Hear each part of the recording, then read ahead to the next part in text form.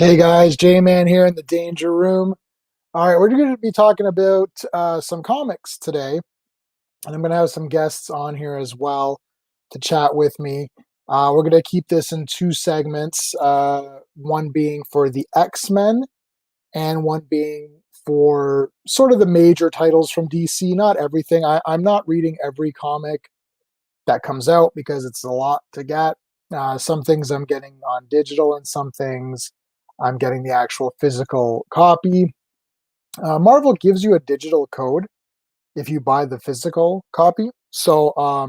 Which is good because I actually use that. I actually will buy the actual physical copy, and then I'll take the code and I'll read the code. And occasionally, I've given the code out to some people, just as like a free gift or a giveaway or something. Whatever it happens to be. So while we're waiting to get going here, I thought I'd go over the previews. Now, there's also the Hellfire Gala, and this is going to be a thing for X-Men. And basically, it's an evening on the evening of the summer solstice. Ooh, exciting! Emma Frost, who's the host, is going to invite you to celebrate mutant culture and to strengthen Krakoa's friendship with the nations of man. And the gates open at 7 p.m., and there's going to be cocktail hour and telepathic concert, dinner, introduction to the new X-Men, all this kind of stuff. So it looks like it's pretty exciting.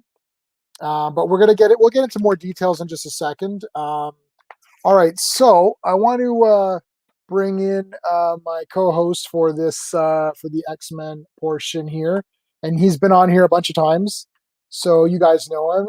It is 1407 Greymalkin. How's it going, man? Hey man, what's going on? Hey, Just hey. just trying just trying to get everything ready for the Hellfire Gala. Yeah. So we're just go. I was just about to talk to that. Okay, so let's get to that in just a second here.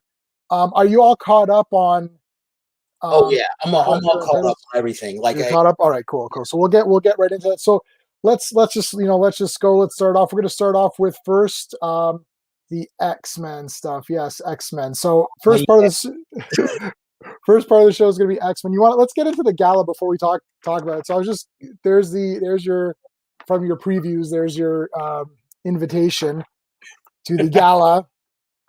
Man, that party's about to go off. All right, like the entire month is gonna be set to this, and so we're gonna get a bunch of new stuff. Like we may even get some endings to storylines that's been building up for months. Yeah, so it's going to be Marauders 21, X-Force 20, Hellions 12, Excalibur 21, X-Men 21, Planet Size X-Men 1, which I'll get that. Yeah. X-Core number 2, X-Core number 1 is not coming. Oh, yeah, right now. New Mutants 19, Wolverine 13, Sword 6, Way of X, which we'll talk about that because I'm looking forward to that. And X Factor 10, which I don't care about X Factor, but I'm still going to read it. X Factor, it's getting good. It's getting good. Like the art is solid. The art is so solid. No, no, the art is good. I like the art, the colors, and everything. Yeah, it's great. The way it's the same thing with Excalibur. Yeah. Like I really like the art. I really like everything, but just Teeny Williams or wait, was it no, Teeny Howard? Yeah, Teeny Howard. She writes Jubilee. Like she's so mean to everybody. I know. She's so like in a all right. I know we're gonna get to it, but like Jubilee, all she does is put people down. And she's been doing that since the jump, since Right. this. So hey Alonzo, what's going on? We're doing good. Hey Alonzo. Do you think we'll get the first interaction with Cyclops and Beast since status quo changes the whole? I guess so. That's a good one. I want to see that. I really would like to see Jean Grey and Emma actually have a conversation because we've been waiting for that forever, and it's like they intentionally been keeping them apart. Right. Yeah, and I don't know if there's going to be some kind of thing coming up later. Oh, I don't have my X-Men books here. It's all my DC stuff. Well, I've got a lot of them on digital anyways, if we need to go through certain panels or anything. But don't worry, I have mine. You have yours, nice. So I actually I buy the physical copies and then I just use the digital code and I read them digitally because honestly, I'm reading them in different locations. Right. You know, sometimes you're in a private area and you have a chance to read some stuff that you don't want to take a comic book in there. I get it. I totally get it. I like to read them and then go over them, and then I put them in, and then I put them back. It really saves for trades. Yeah, like I like trades, but it's something about having it that day. Well, we're a bit different, you and I, because we've got channels and we've got people that are looking to see what our thoughts are. Yeah. So it's very difficult. Like I had a subscription to the Unlimited. Was it Marvel Unlimited? Mm-hmm.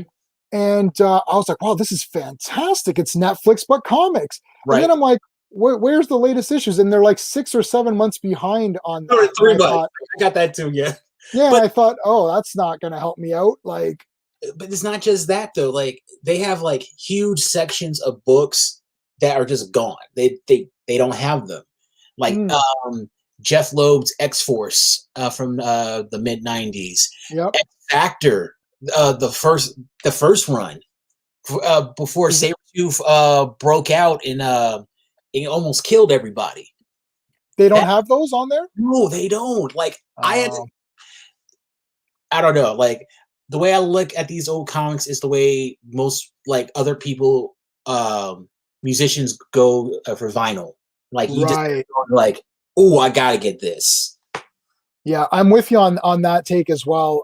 Do you think Jean will remember that she, as Phoenix of the White Crown, is the reason that Scott and Emma got together? I don't know. No, I don't think it's gonna come up. It's a Morrison thing. I mean, yeah, maybe if it leads up to something, but I don't really see it. All right, can we talk about Cable real quick? Sure. Yeah, let's talk about Cable. Did you like Cable? Because I mean, Cable was funny this week. Yeah, it was really funny. There were a couple. Okay, can we just talk about when he and Magic went to Limbo? Oh, I know, and this issue was honestly a little bit of a time killer issue, really, because nothing really happened, but it was just Cable interacting with everybody in funny ways. I'm gonna bring that up. Yeah, go ahead. Okay, Cable and Magic look, because Cable's looking for Strife, and he's like and he doesn't know where to look. He doesn't know how to find him, and his sister, his older but younger sister, but she's not really born in this. Okay, put a pin in that. That's a whole thing. They go to Limbo and they find yes, Nazareth. Okay. They've been torturing him for a long time. Yeah, it's like 100 years or so. They're like, how long has it been? It's like 100 years. Like, he could go a bit longer. No, but here's the thing though. I like the song they chose, but I can see it. Okay. I would walk 500 miles or whatever. No, okay. I found the song. I was like, okay, that's okay. I get that. It's a Family Guy joke. When I first read it, I thought it was the song from White Chicks that Terry Crews was singing. Oh my gosh, yes, I know. I haven't seen that movie. It looks a bit scary. Like, all right, they have one scene where like Terry Crews is singing this song, and it's like I imagine something that terrifying with like, no, please. No. I actually like the song because it's from there's a Doctor Who. I love Doctor Who and David Tennant, who is the 10th Doctor. I don't know if you're a Doctor Who guy. Oh yeah, 10th. Okay. So when David Tennant was leaving, they took that song and they edited it together, and it was the entire cast, crew, all like singing it and marching. Like they literally got like John Simmon there, they got Timothy Dalton in there, they got like anybody that was ever part of the 10th Doctor's run in there to present that to him. I thought that was really, really cool. So I liked it for that reason or whatever. But great. Like Tennant is the best. All right. I'm rewatching DuckTales. Oh yes. He's all like he's the perfect Scrooge McDuck, but he's the perfect doctor.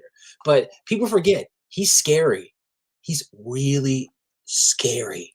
Like he reminds me of John Lithgow from Third Rock. Third Rock. Yeah, but you watch his earlier movies, he played a villain in a lot of them, and you just wow. Yeah. Buckaroo Banzai. He's the villain in Buckaroo Banzai, which is one of my favorites. And he's also in Ricochet with Denzel Washington. Oh my gosh, I don't remember. Like a master genius. Was he the villain in Cliffhanger, or am I thinking of somebody else? With Stallone. I think it was Cliffhanger. But I'm gonna have to check that. Cable was great. But, okay, I have a theory about how this is all going to end. Young Cable needs to go into the future.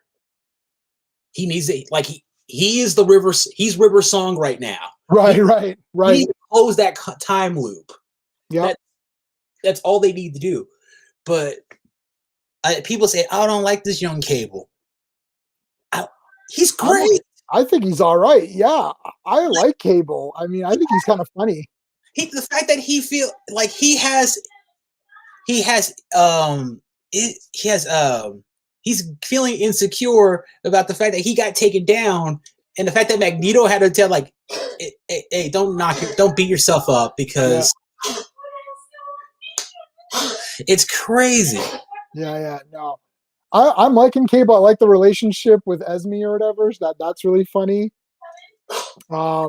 This entire issue, even though it's a little bit of a filler issue, it's still cool to see him interact with people. He's like, oh, Wolverine owes me a favor. And he goes over to him, and it's like, it's like, dude, you just blew my cover. He's like, screw it. And it's like, all right. And you're just like, Wolverine's just like, damn it. Like, what the hell? I'm like, hey, but Wolverine knew what he was doing. The fact he's so arrogant, he thinks his patch actually works. Like, listen, it works. Look. That's it. You can't tell who I am anymore. No. He still has his hair. If that's the case, then Tony Stark is Nick Fury. Right. Let's be real. Raising Cain. Yeah. Yes, he was. And it was Cliffhanger. He is the villain in Cliffhanger. And season 4 Dexter, he's the serial killer. I remember that. He terrorizes his family, and and like the daughter is like, just throwing herself at him. Like, something's really wrong here. He's great. He's great. David Tennant playing the Purple Man was pretty sinister. And he's been in a few other. I've watched almost every David Tennant thing there is. I didn't see Dev. I think that's what it's called. That's a miniseries where he plays a killer as well. But when he's played in some of these British dramas, he's like pretty scary. And he's like this skinny, scrawny guy. Like literally, you just go like punch him and he's dead. Yeah. But like he's just got that like sinister, he's always style. Was it Leavenworth where he played like a detective looking for like that dead kid? And that was Broadchurch, you mean? Broadchurch. Yeah. And then he replayed the same role in was it Grace Point or something it was called? It's the same thing. Raven, what's going on? Hey, Raven, how you doing? But Cable this week was really good. The fact, and also, can we talk about how Emma Frost is kind of sabotaging Cable's relationship? She's totally sabotaging. I know. She's like, apparently he'd rather just go, over here than spend time with you. Talk to you, like what? Yeah, I know. Wow. She doesn't like it. Mothering, like that. Wow. I mean, I get it because she doesn't like the fact that like if they get together, they get married. She's gonna be in-laws with Yeah, listen, oh my gosh, I was thinking about that the other day too with Hope when like Hope shows up too, and I'm like, I don't even know what's going on anymore. Like it's starting to, it's not as bad as Psylocke, which I don't understand anything. Like I'm just like whatever they tell me about Psylocke, we'll get to that with Excalibur. Whatever they say, I just agree with. I'm like, okay, this happened because like I can never wrap my head around what happened with her and Quanon and all that, but.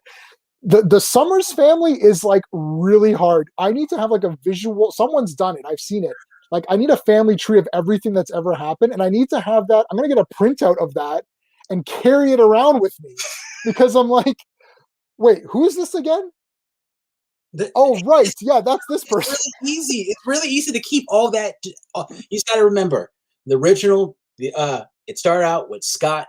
It started out with Phil and Deborah Summers. Right. And they had Chris. And then Chris met Catherine, and they had a bunch of kids. There's another brother in X-Men Legends. Did you read that? Yeah, that's what I mean. That's why I said a bunch of kids. A bunch of kids. Like, that's Adam, right? Like, how many damn kids are there? Like, well, this isn't. Is this X-Men Legends? Is not a canon? No, it's canon. Right? It's canon. X-Men Legends. Canon. Yeah, they're Marvel. I like what they're doing with this. They're taking all these old plot threads and they're tying them up, and it's all canon. So I'm all. Oh my god.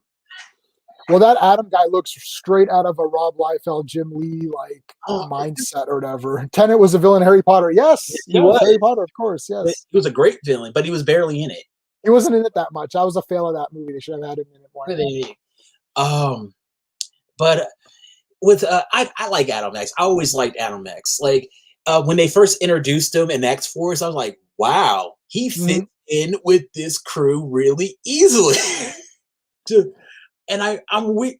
Like nobody wants to bring him back because I don't know. Well, I mean, if it's canon now, I mean that's it, right? Like, yeah.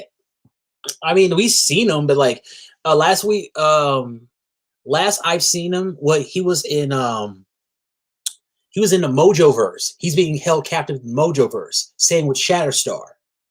Oh yes, Shatterstar was there. That was in the latest. Or like in this, this is like early on. Like, Blair tells Shatterstar, "We're coming back for you." Like and Adam, he helped Wind Dancer get resurrected because he said like I could have helped you escape, but like if you want to are you sure you want to die? He would you call it mercy killer? He helped her out. Yeah. Well, okay. So, I don't know. These resurrection protocols are weird because it seems like they're favorites. Like, some people get resurrected instantaneously. Well, X-Force. I get X-Force. Right. I get X-Force. The Council, absolutely. I totally get for sure. Well, they don't go anywhere except for Magneto. He seems to be the only. Oh, I guess Emma goes around. She's active. Like, Cable was great. The fact that they're ending, they need to end it on, like, he's chasing Strife. That's okay. Let's take it into the future. So now we can have old Cable back. Because my questions, I have a bunch of questions about old man Cable.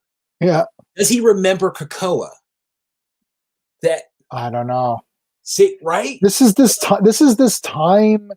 While you watch Doctor Who, it's wibbly wobbly, timey wimey, right? Like it's like it's just a mess. Like you can't, and I kind of like it. I actually like, I like when it's a complete mess. What was I just reading the other day with time travel? Oh no! You know what I just read? Just for the heck of it, was Multiple Man, the mini series. It was like 5 or 6 issues. I think it was Rosenberg. It maybe. I don't know if you read that one, and it's literally Jamie is like, there's like an evil Emperor Jamie who has an army of Jamies, and then Jamie Prime has versions of himself where there's like a Hulk Jamie, there's like a Deadpool one, and it's like this, and the entire comics are all just him. If it would be like it'd be like Eddie Murphy, Eddie Murphy plays like every character. You know what? Really, like it was crazy. You just put it on. Eddie Murphy would make an amazing Multiple Man. Really, that'd be amazing. Like, it's like keep it. It's like, okay, you're Jamie Madrox. You're a mutant who can multiply. Go. Yeah, and it's like you could have like Dolomite version. You could have Beverly Hills Cop. You could do a version of every one of his roles. He can make 2 They should do an Eddie Murphy like universe where all of the Eddie Murphys like are the same one and they all meet up together. Well, I mean, all his movies do kind of interconnect. I mean, Trading Places, Coming to America. Yeah, Coming to America. Hey, Beverly Hills Cop. And, Beverly Hills Cop. Yeah, hey, that'd be crazy. Hey, I don't know. Nutty Professor. What about another 48 Hours? That's one that nobody talks about. Those are cool. 48 Hours and then age well though. Those movies do not. Oh, do they not age? I got to rewatch them. I mean, racist. Oh, they're racist. Man, it's okay. It was the 80s. It was the 80s. Listen, back then you could do whatever you want. If you're a badass guy, you could just do whatever. It doesn't. I mean, look at Rocky. They made it a movie that's complete that would never happen in real life. Oh no! I love the Rocky movies, including Creed. I like Creed as well. Creed was good. I mean, the Rocky movies are good. It's just like wow, that is. Well, him and Apollo team up, so you got the black and white connection, and they team up to fight. The original Captain America and Falcon. Oh, dude, I loved Falcon. Did you watch Falcon? Oh yeah, Falcon was great. Dude. But now we're exploring systematic racism with what, with Falcon? Well, no. I actually, you could take it that way. I kind of almost took it as like, look, they don't care about anyone because they went out of their way to show that guy loves Falcon. Yeah, you know what I mean. And it's like he's like, wow, you're Falcon, you're great. He goes, yeah, but I'm not helping you because that's just what we do. We don't help anybody anymore because we're dicks now. I never trust banks, anyways. No. What I mean, systematic racism is what the government did at the end. Oh, they're dicks. As soon as he gave the shield, oh, they're yeah, like, yeah. okay, yeah, that was. And you know what? They were being dicks. Yeah, they're being dicks. The government. That was the whole point of that too, right? To screw him over. Like, okay, we don't want you. We want this. Kurt Russell's son. Yeah, right. I was like, who is this? Like, I don't care if Kurt Russell is your daddy. Like, you didn't earn that. No, and I think that's going to be the point of this series is to show, because I mean, the second Falcon said, "I don't deserve the shield," is the second that he did deserve it. Because the point is that the person who doesn't want the power is the one that you should give it to, right? If that's the case, he deserves to have Thor's hammer too.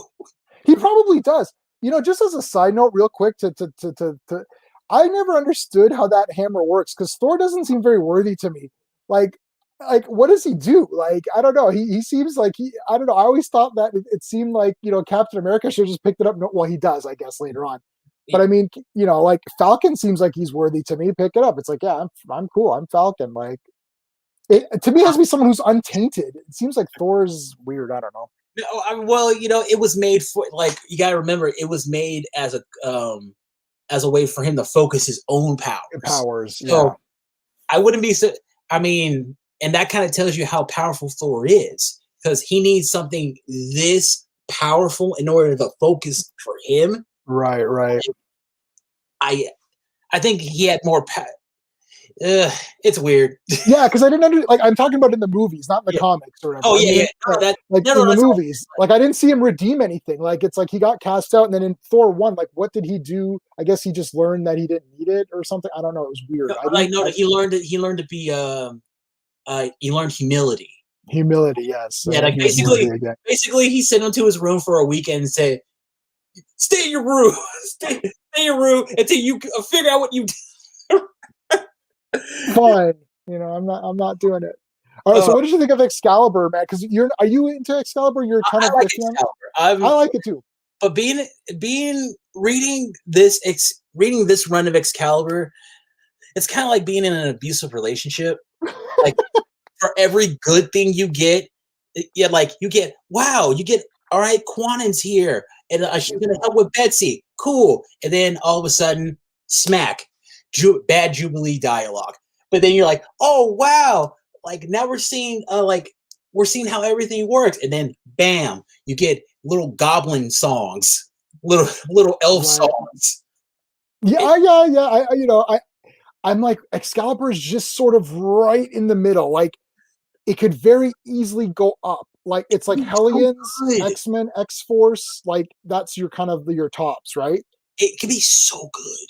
Yeah, it's right there. Like, I kind of like it a lot. Ingredients for it. I mean, you have Gambit. He's still king of the Thieves Guild. Yeah. you think he doesn't have a connection to the crooked market? Megan, like bring her back in. All right, if you're gonna have Brian Braddock stay in Avalon, okay, let him raise let him be the stay-at-home dad while Megan's out with Excalibur. Rogue, I would really. It seems like Rogue's taking more control, being more of the team leader now, and Betsy's kind of out. Richter's the he's just the he's just the wizard. Yeah, I like Rick. I like Richter. He's cool. I like the team. It's there's some Rogue is awesome. I always loved Rogue. Oh yeah, great. Her kind of taking charge is okay because Betsy was out of action or whatever. But that whole thing with her and Quanon was cool because of their backstory, which is convoluted, and just like them kind of. It's just how people feel about it. Because I think this is where I was like out of X-Men. Yeah. Like this is like because remember I was out for a long time and then I'm more recently back, right? So I don't even know all of the things. It's like to me it was like Psylocke was just Psylocke, and then something at some point happened where there was another body or something. Okay. And I'm just like, I'm like, what is happening here? This sounds like Spider-Man clones. I'm going to die. No, it was like that. It was like that. All right, let me break it down. The Hand and Matsuo, like they switch their bodies. Right. That's what they did. Like Betsy became a white woman in an Asian body, but also you got to remember, Quanon became an Asian woman in a white body. So it's not like they. It's not something. It was something that was done to them, not something that one did together. And plus, you got to remember, Quanon ended up joining the X-Men, and then she caught the legacy virus and she died. And I get that, all right. But if that hadn't happened, Betsy would have died. So it's and now they've got now it's all kind of been reset to their own. Which I like this idea that Quanon can remain, like she can be Psylocke, and Betsy can be Captain Britain, and then I guess Brian is going to be Captain Avalon. Is sort of what he's doing. Which I mean, go back to the mid Excalibur. Go back to Britannic. Yeah, like they could do. Yeah, I mean I don't know. Excalibur is still cool. It could do a lot. I want to get to this stuff real quick. So yeah, Planet. Oh yeah, that's size X-Men. I don't know anything about it, but it looked like Pepe Larraz coming back. I love it. Yeah, that looks cool. Here's the. Did you see the gala costumes? Oh yeah, I saw some of them are weird. These two are good. These two are good. They're great. Like, hey, I love it. My god, like this is crazy. Like, she's gonna do costume changes. She's gonna change. She's got a few already. Yeah. This is Storm's classic costume with the or like just a little bit more changed up a bit. I get it. Hey, I'm all for it. I just here's that weird hat. Yeah, that's kind of weird. Yeah, that's kind of weird. All right, one thing about Emma, I wanted to see. I know she's always talked about how she always lost her students and all her but she never goes back to Generation X. Like they're the one who relatively all of them made it out. Yeah, a couple one died while under her care. A couple died afterwards. But she they never brought that back up, right? Yeah, like these I don't know. All right, Way of X. Let's get into that real quick. Oh, I am waiting for that. I want to see. Me too. Like finally getting Nightcrawler back in a book. Yeah. Hey, I've been waiting for this. I like the fact that he's peppered in. I think he's kind of a weak politician. He doesn't know where he stands yet. Yep. But and this just looks very interesting, like this the look of them and stuff too. Oh, is that Cy Spurrier? Yes. Not like he does really good work. His X-Force ones, I really liked it. I'm the worst for names. I get it. Like X-Force is weird. Or they run X-Force weird. And then it goes into Predator and stuff. So yeah, basically that's the Children of the Atom. That's what I call a fart noise. I call them the wannabes. Like I know I saw your thing on. Oh wait! Did you ever see Not Another Teen Movie? Yes, I may have seen that. All right, It seemed there's one part where they had this they had this Asian kid pretending to be black, and no, sorry, he's a white kid who he was pretending to be Asian. okay. These are all the really bad stereotypes, and then he passed two white guys. They were like, "He's white. Can't he see that?" And they're both white. Right, and it's like, what is this? Well, that like these, they're fans. They're wannabes. Okay. And I know, and I felt I felt that they could have done more with these characters. I have nothing really against the characters per se, but it's like Marvel guy. Are you serious? Was that supposed to be a serious like? And it's like Cyclops Lass or something, and Daycrawler. Come on. Okay. That's brutal. What was it? Cherbil or like the Archangel one?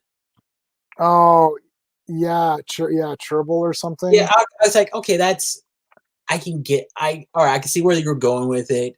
You're trying. I get it, but yeah. And the Gambit, I don't know. The Gambit one's kind of cool. I do admit, like it's got Gimmick. Was it Gimmick? Was Gimmick? Oh, okay. No, I think it was Gimmick. Was the name? Gimmick. Yeah, I kind of. Pride's new name. I'm a Gimmick. Gimmick. Yeah, I don't. I mean, this entire thing was Gimmick. I think it was Gimmick because then I said that's a great name for the entire thing. Was a Gimmick. It's like, oh look, we have all these characters. Look how cool. If I created this myself, they'd be like, your copyright infringement. I'd be sued. But and they're you know. But the best thing about that though is that we're seeing how humanity feels about Krakoa. I think that's like an underlying silver. Like it's like we're seeing all the insecurities that like because it all sounds like jealousy. All right, think about it. Krakoa, like all the mutants just basically got their own treehouse and they made the best treehouse ever, and they just went, "You're not allowed." Like they went childhood with it. I'm like, nice, I get it. even when they didn't allow when Franklin and Valeria Fantastic Four, and they wouldn't allow Valeria entrance into. I don't know if you read that miniseries. Yeah, I know. I read everything. I'm right there with you. Yeah, okay, yeah, and I'm like, oh, dude, come on, and they're like, nope, we're not letting her in. And then I think basically Franklin's like, well, if she's not coming in on it. But like, Susan Storm didn't ask the real question. Then what would you do with her? You're like, okay, we would have put them in. We would have put her through a gate, and she would have gone home. Duh. But it's weird. The thing with that Children of the Atom too, when they were talking, and I because those characters haven't gone to Krakoa, and there's those assholes in the bleachers saying, "Oh, the mutants are bullshit and whatever." And I'm thinking, or they're trying to kill us or something like that. One of the betas, they're trying to poison us. But the thing is, though, is that the Children of the Atom, like the teens, they're like, oh, no, they're not. But you don't know that. You're not on Krakoa. It's like maybe they are doing that. Right. Also, here's something about like Krakoa that really always boggles my mind. Humanity doesn't know shit. They don't know nothing. Not a they just know what they. All right, they don't know about the resurrection protocols. They don't know that they have their own council. They don't know they have their own laws. They're like humanity is like, we don't know what they're gonna do. The thing is, it's like the one thing is like we know. See, there's a difference between the audience of the reader, which is you and me, who are fans of X-Men. We like the X-Men, so we're gonna side with the X-Men anyways. But then if you're trying to create this world, if you just think of a generic person, like I don't know what I'm in Canada, I don't know what the Canadian government is doing right now. Who knows what they're doing, right? So, and then you're gonna have conspiracy theories, right? And then and this is not even the same as talking about the government. This is the same as like we know that on Krakoa there's literally evil mutants that they've been given a second chance. So it's like we don't know what they're gonna do, right? Like, so it's like you would be like, what is happening here? I don't know. But here's the thing: they're given like the whole second chance thing. they're just giving everybody a clean slate, and a lot of them have fallen in line. We've seen Apocalypse, we've seen Exodus, we've seen literally Sinister get on board. Okay, well, we'll see. Okay, all right. First of all, Sinister should be punched in the face anytime he shows up. Like, he's great. He should be leaving Bar Sinister, and Young Cable should just be like, "Bitch, you don't know me." Yeah. Every time, just like he should be having a broken jaw. So yeah, we got Empath on there, who's crazy. He's great too. Great. He's great. Like, I love the pink costume. Like, he's kept that cheese costume, which is great to me. Like, him keeping that is, you know what? The writers are so brilliant. I don't remember the writer's name of Hellions, which is bad. I'm bad with names, unless it's like Grant Morrison or somebody like that. I never, because I read these books as a fan. I read as a fan. I'm like, wow, this is so cool. And you know, as a kid, you didn't look into who wrote this too much. You know, you kind of just watched it.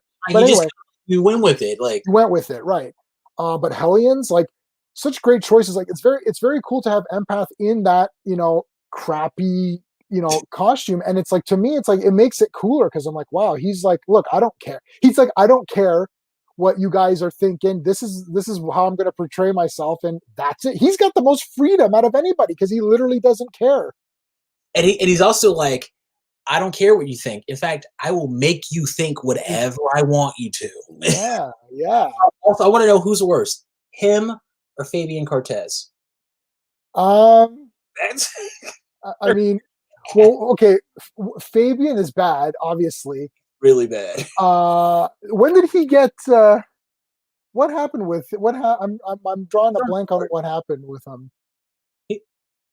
He's on Sword. Yeah.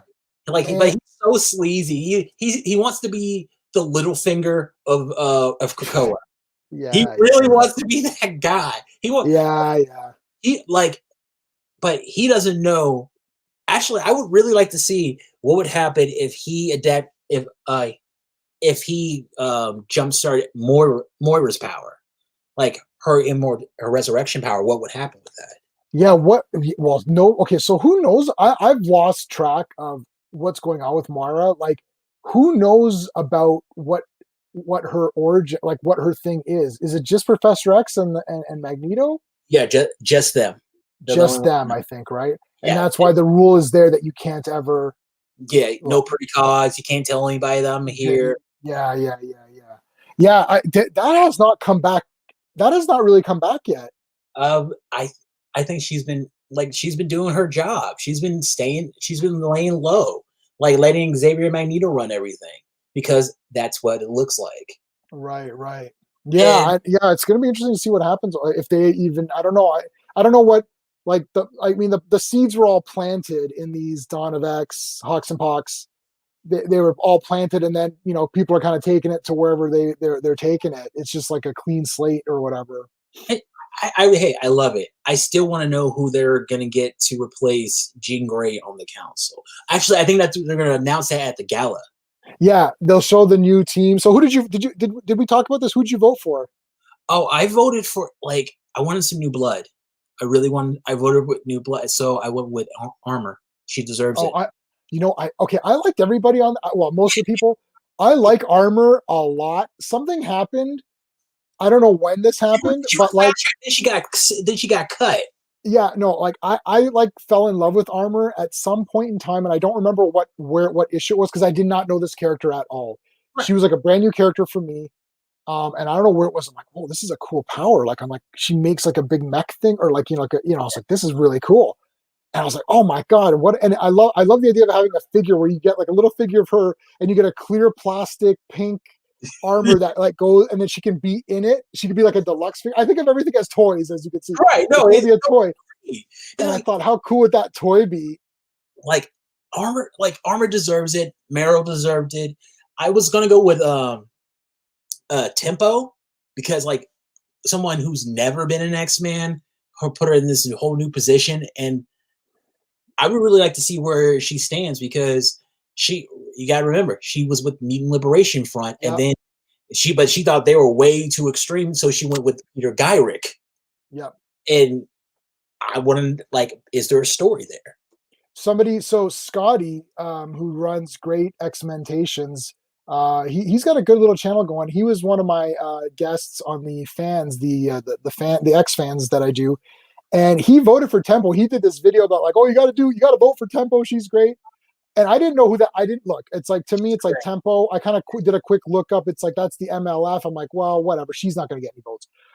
But I mean, I don't know. It would have been more interesting. I love the X-Men. Like, yeah, man. Like I voted for Banshee just because I like old school characters. But in hindsight, I was thinking maybe I shouldn't have. Like, I didn't vote for Polaris, who I really love, and I have a tattoo of Polaris. But I didn't vote for her because it's too obvious, and she can be on X Factor. Like, why does she need to? No, she's going through her whole self-discovery thing right now. Yeah, like why does she? Let her keep going with that. Like she's great. Like, yeah. Like, and plus, I don't want her to get any. Okay, like X Factor to me is her way of a way for showing who Polaris is without Havoc. Right. Who she is. Like she is Magneto's only child. What do you go with? What do you do with that? I want to see more with her. Like, I want to see her in her head because she's not crazy. She's never been crazy. It's just like she had some really bad stuff and she had a nervous breakdown. That's not. You're not psychotic. You just had a couple bad years. Right. All right, cool. Well, I think that'll be it for the X-Men stuff. So, it's up to you if you want to stay around while we talk DC. I don't know how if you're versed in DC. I've been reading Nightwing. Me too. Like wow, like it's awesome. Okay, so I'll leave it up to you. I'll leave you in the stream. I'm gonna bring in Steve, who Steve and I we're gonna talk a little bit about some of the DC stuff because I've had some requests for DC. I read a lot of DC books, but like. I mean, there's a lot of DC stuff out there already, but I thought, why not? I'll throw my 2 cents in there. All right, so I'm gonna keep you in, and we're gonna bring in Steve. Hey, how's it going, Steve? Hey, been a while, Greymalkin. Been a while. All right, so we're gonna get right into some DC Comics talk. All right, so now Steve and I, Sean's gonna be joining us a little bit later as well. So Steve, we're gonna do the Batman. This is gonna be somewhat regular, so we're definitely gonna be covering like Greymalkin. You're good to come on all the time. We're gonna do the X-Men stuff for sure.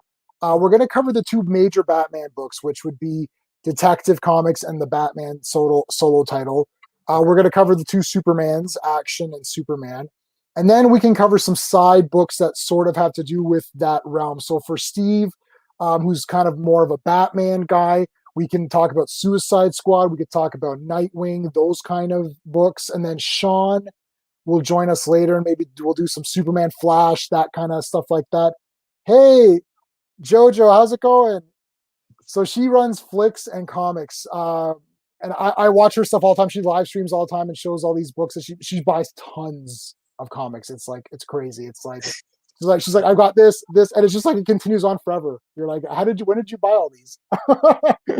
Alonzo, I missed this one. Sorry, Alonzo, I didn't see this comment come in. Random would have been better choice than Tempo. Yeah, but he's on Sword right now. Yeah, I don't want to mix anyone from another book. Yeah, that's why I thought Banshee right away because I'm like, and Armor seems like she's a New Mutants person. So I thought, let's just go Banshee. That's a for sure one. We can just put on X-Force, but that's it. Okay, all right. That's true. Yeah. Okay, all right. So let's do. Okay, so Steve, are you all caught up on all the bats? I'm trying to get it all out here. Batman. Yeah, I'm caught up. I even read Joker. I got Joker here too. So here's all the Batman comics or whatever related. Nice. So Detective, Joker. What was this? Suicide Squad. Did you read Suicide Squad? I read Suicide Squad.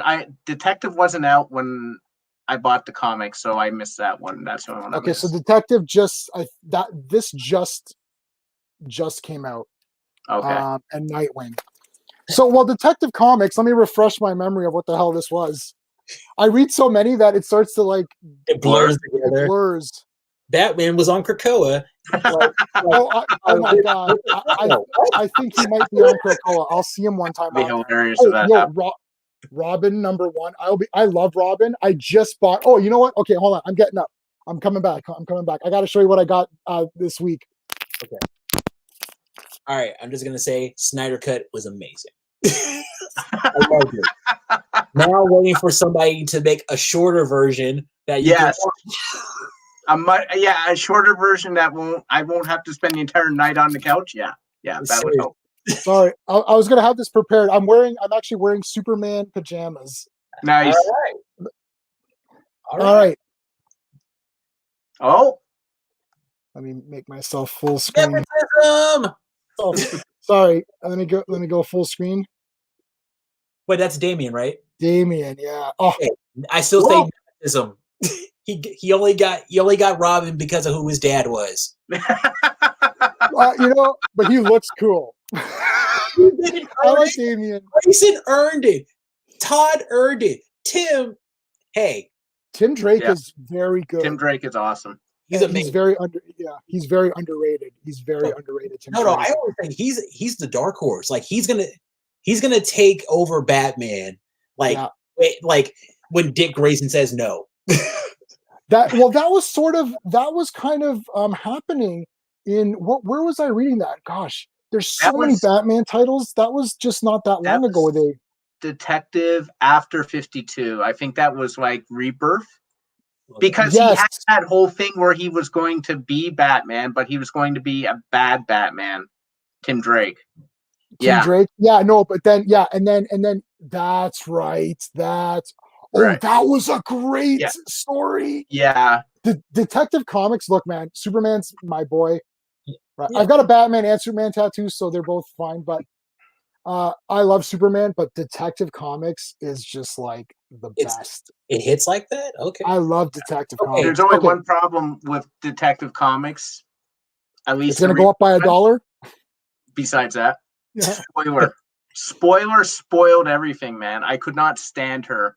Oh, she was all like, I couldn't stand her. She was all like, "Oh, Batman is wrong." Like, get out of here. You're like a 20-year-old girl. Like, oh my blonde girl. Like, get out of here. No, I like her. Look at this page.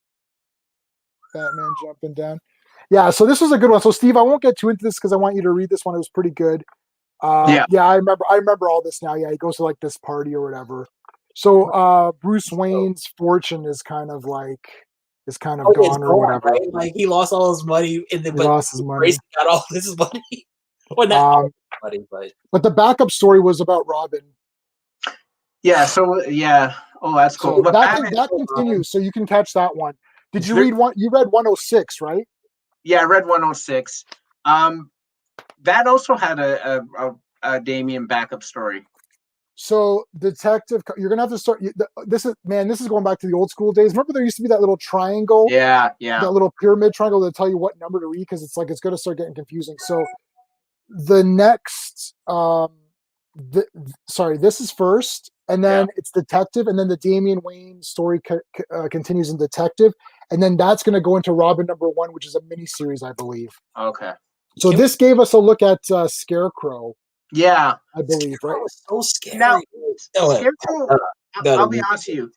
I like Scarecrow, but I don't know how I feel about like Plague Scarecrow, which I feel is what he is because he's got that gas mask at the end of his. Oh, yeah. He's not going with the. Yeah, I kind of like because I feel that's like from more so the Arkham games, where he had that look. And it wasn't like he was cool, but it wasn't it wasn't my Scarecrow. Like my Scarecrow was just he looked like the Scarecrow. Like he looked like the Scarecrow from the Wizard of Oz. Yeah, exactly.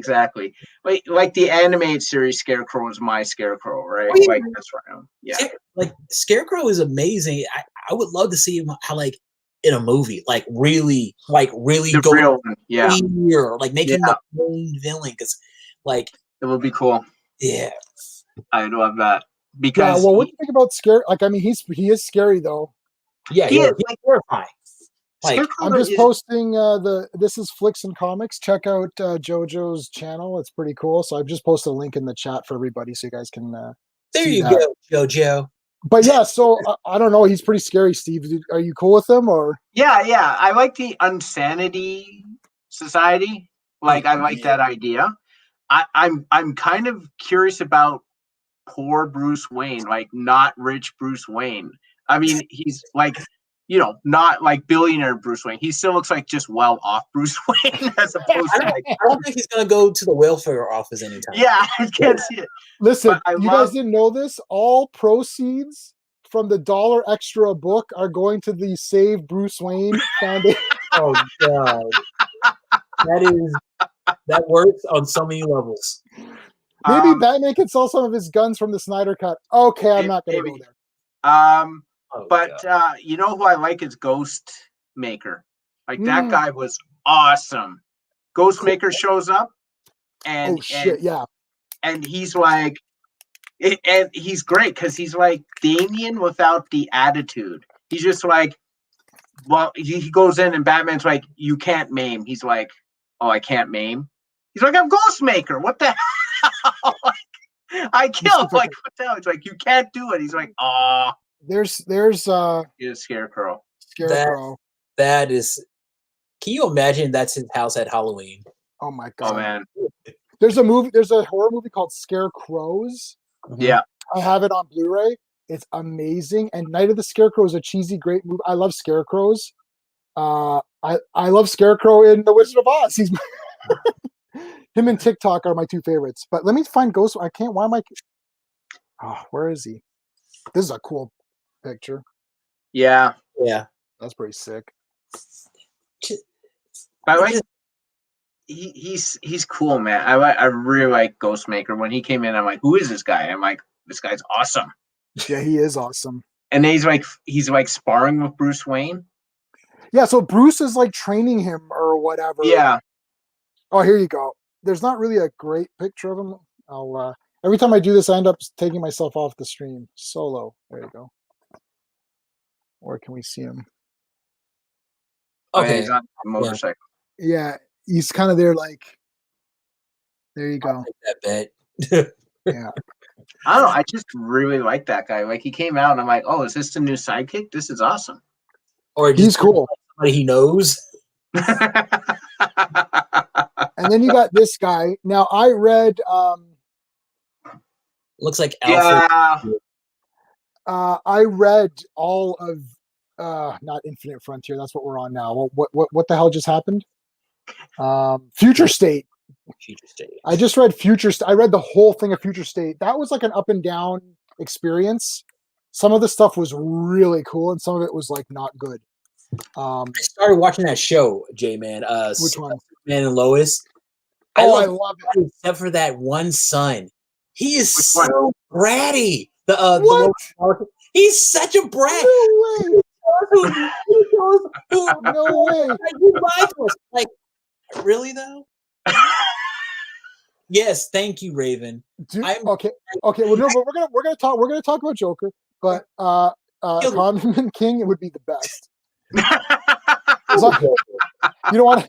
I was always nervous. It's a Condom King, and I'm like, whoa, this sounds like we're getting.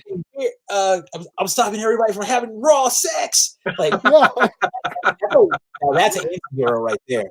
There's a great movie called Killer Condom. It's by Troma. Oh. I if you like Troma, I highly recommend it. If you don't like Troma, then I'm going to highly unrecommend it. I did see it in the theater, though. I saw a movie called Killer Condom in the theater. Oh God! Money left your wallet to go towards a movie called Killer Condom. How come you didn't come to that, Steve? Were you? That was during university. You didn't? Were you out there? I think because your other friend didn't invite me, and he's like, I think it was like you were still like, does this guy like horror movies? I'm not inviting him to Killer Condom because he may hate. Oh yeah, I remember what happened now. Yes, I did not invite you. Sorry, I apologize. That's okay. I never paid to see a bad movie. I saw Rollerball in theaters. Okay, wait. See that movie. Yeah, the garbage Rollerball, right? Not the James Caan. Oh no! Yeah, the garbage one. The one with Kevin Kline's son. Yeah. And that rapper. Oh, dude, because Rollerball James Caan is like one of my friggin' favorites. Like, I've never seen. Oh, dude, original rollerball. Yeah, no, original rollerball is the damn best. I don't know if I have it on Blu-ray or DVD. I'm pretty sure I have the Blu-ray. I'd have to go check. I'm not, but like, oh, it's so good. Okay, so Batman's good. So we all read Nightwing though. What did we think? Like, man, the colors are so good. I really love the colors. Like, and the fact that we see Barbara Gordon in such a, I've never seen her with curly hair and wearing glasses and walking. That's weird. She was terrific. I mean, and then he saves the dog. I was like, and then he's like, oh, we're going to get rid of the dog, and she's like, sure we are. Like, obviously, you're keeping the dog. There's young Babs. Oh God, he's great. No, this is all good. This is great stuff, man. I like, and then the letter from Alfred at the end was that was awesome. Oh, real quick, can we talk about how Barbara kind of forced the dog onto him because he didn't have the dog. He was like, "Oh, I'm going to put it to the. I'm going to give it to the vet because I found this dog." And he's like, "No, you got to give it." Like, he was being responsible. She was being goofy. If I tried to just, well, he went with her. He went with her.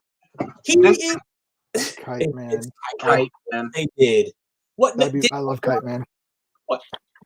Did they fix Kite Man? They just made it look like a chump. Like he made it look like Harley Quinn could just take his girl.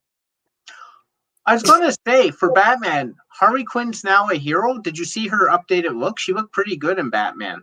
Yeah. She did look pretty good.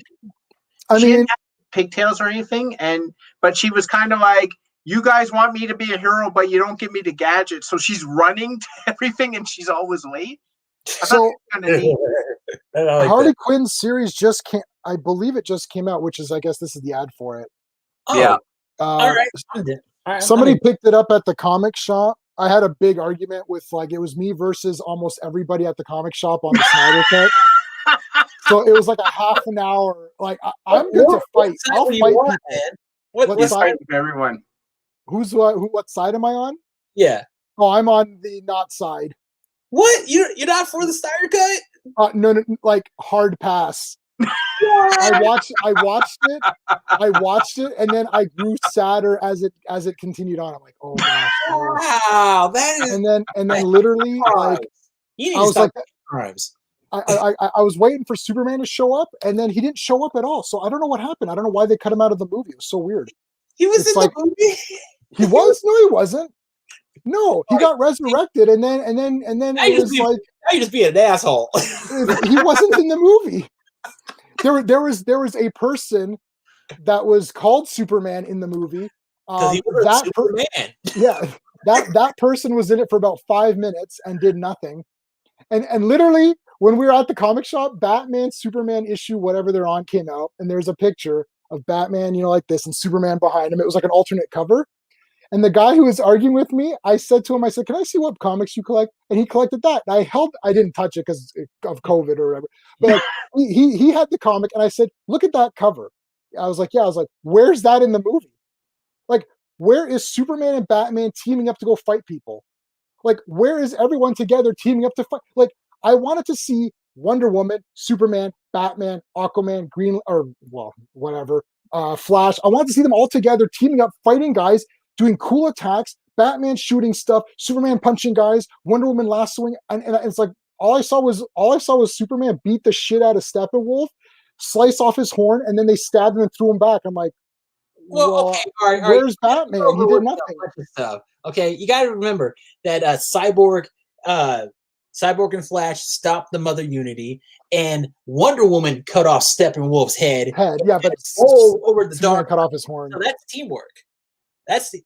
They're all. There was 4 hours to see Superman and Batman together fighting as a duo, which literally is because Henry Cavill. This was his story arc. He's Man of Steel, and he does nothing because he's not Superman yet, right? He's learning to be Superman. Right. Then in the next movie, Batman beats the crap out of him, and he dies. Then in the next movie, he's not in it until the very end. I'm like, where's Superman? What? All right, that's over. And the movie was no, JoJo. No, JoJo. No. we can't get into it. It will be hours. I literally spent hours at the comic shop. There were a bunch of that stuff in that movie. That whole part where those girls are singing to Aquaman, that was just weird. And that one, you saw sniff his coat. I just gotta say, Cyborg came really well in the movie. Yeah, but like when his father's there, he's like, "I have given you the power to launch nuclear weapons to take down the economy." I'm like, why would you want to give him that power? Like, I don't understand. Or the mother box just gave it to him. That's not saying he's not to do anything. You can. You can, but like his dad seemed like, "Hey, let me give you this idea. Why don't you launch some nuclear missiles?" I'm like, he would have figured that out. Like eventually, like when he had the urge to send nuclear missiles. Like, I don't understand. Like, anyhow, I also was not a Snyder Cut fan.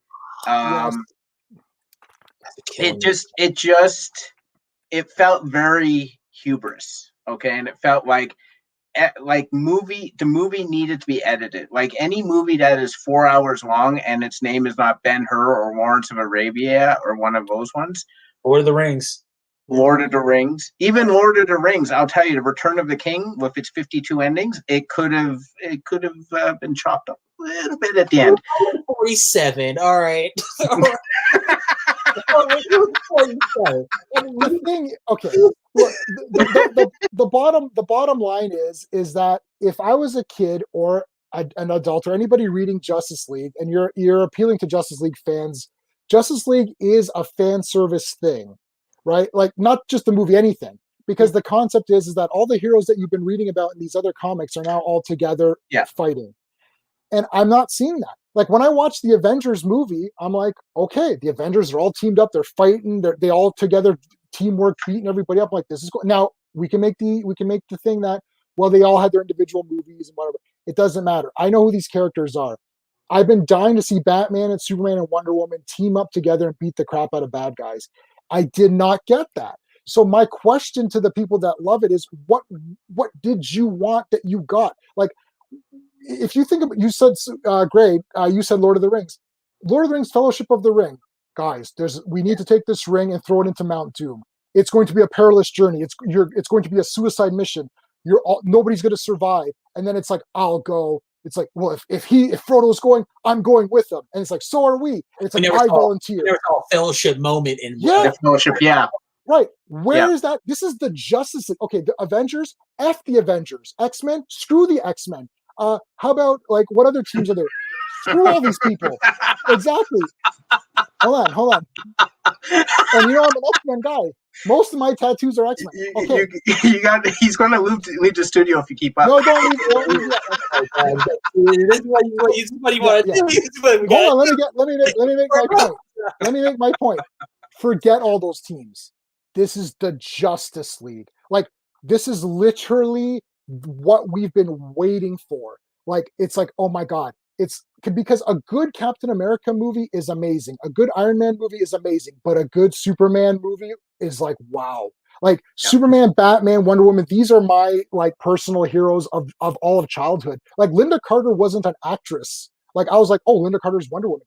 As a kid, I spun around thinking I would get Wonder Woman powers, and that's me, a boy thinking that. I never thought of it in any. I'm like, wow. And I'm like, now, and Gal Gadot's awesome. I like Henry Cavill. I like Ben Affleck. I like the actors. Yeah. When am I going to get that moment where they all come together and fight as a team? Like, dude, they had 4 hours to show me that, and it didn't happen. Batman's on that edge. I know he's a human, but he had his armored technology. Yeah. He was kind of on the side. Literally, Cyborg and Flash teamed up to do the Mother Box thing. Yeah. Battle Angel Gaming. How's it going on? What's going on? We agree to disagree. Yeah. Well, we can certainly do that because I'm disagreeing. Because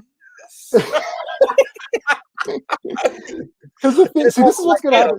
As soon as you bring up Snyder Cut, then it's just like I love arguing with people. I love it so much. It's like one of my passions. I love having good conversations. It's fun to do.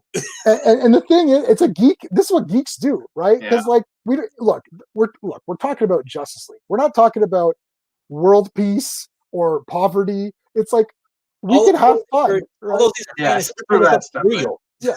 Yeah, I can't talk about actual real politics. I'll go insane. That's why I don't watch the news. It's like I don't know anything that's going on. I don't even know our prime minister's name. Steve can probably help me out. Justin Trudeau is not your president? He's our prime minister. Yeah. I know his name. That's a lie. He knows. But I don't know anyone else. I don't know anyone. Like literally, I don't know anyone else. I don't even know who he ran against. Who did he run against, Steve? The loser. The guy who didn't win. See, we don't know. Canadians are different. The Canadians, we don't know anything about any politics. We just walk around. I voted for the Green Party. I like the environment. They wanted to help. I'm like, that sounds like a good cause. Hey, no, I'm not judging you. hey, I am an American. I will never judge you to your face. As soon as your back is turned really loudly. Like the Joker. I haven't decided to watch the Joker. Just ugh. I mean, the Joker, the movie Joker it's just again, like Snyder Cut Joker, these kinds of movies, these are movies that you watch and you detach yourself from the source material because the filmmakers obviously have. Oh yeah. But like it's like calling it Zack Snyder's Justice League is actually a perfect name because it's definitely his. And unfortunately, him and I didn't attend the same school. Like I attended the school where Wonder Woman doesn't murder terrorists in front of school children by smashing them into the wall. I'm like thinking, those kids are going to be traumatized, aren't they? Like, first of all, they've already got guns pointed to their face. And not only do they have guns pointed to their face, they now got to see their hero smash them. And then she incinerates that guy, destroys the wall of the museum. Weren't the terrorists trying to destroy the museum? Did you kind of help them by destroying a little bit of it? You didn't need to do that. You could have just punched the guy. To kill a bunch of people by also because that museum was open that day. And hey, I know Wonder Woman killed a bunch of people, but in front of the kids. But if I was a kid who had a gun in my face and then some lady come around and killed everybody who had guns, I'd be like, "Thank you." No, I don't think you would. I think you'd be pretty traumatized. I personally watched 3 people pass away in front of me without any violent actions, and it was pretty weird. Yeah. It would traumatize. And even if it wouldn't, does Wonder Woman do that? No, she captures people right. So I checked out. Like I'm like, oh, that's not Wonder Woman. Okay, so next, Aquaman, Batman with a gun. Batman with a gun. Aquaman doesn't want to help people. It's like, Aquaman, we need you. The world is ending. No, I'm just going to drink beer. I think, first of all, like Battle Angel Gaming is right. I think a lot of people like the Snyder Cut liked it because it was a direction. Whether you liked it or not, it was a direction. And Warner Brothers has been running in place. They don't have the cohesion that the MCU has. I agree. They're all over the place. And they're like, at least this is something, right? It's not like a mishmash of like themes and tones and that. I will say, though, in agreement with you, J-Man, is that, and I'll draw a parallel to real life, which is unfortunate. I was at work and this colleague said to me, they were going on about this person they didn't like, and they were saying, oh, this person talks behind your back all the time, blah, blah, blah, blah, blah. And I'm sitting there thinking, but you're doing it right now. The thing you're complaining about is the thing you're actually doing. So the thing about these characters is you want to hold them to, they don't do what the villains do. That was the whole thing with Batman. Batman doesn't kill because he's not a villain. Does the Joker deserve to get killed? Hell yeah, he deserves to get killed 17 million times over. That's why I'm interested to see Jim Gordon go and do it, because that's a great idea. And we're going to get to the Joker, yeah. But I don't want to see Batman do that, because I don't want to see the guys, because then the line between villain and hero blurs. And it needs to be something like you can believe in. You have to believe in, if I'm going to fight the villains, I'm not going to act like the villains. And that's just how I look at it.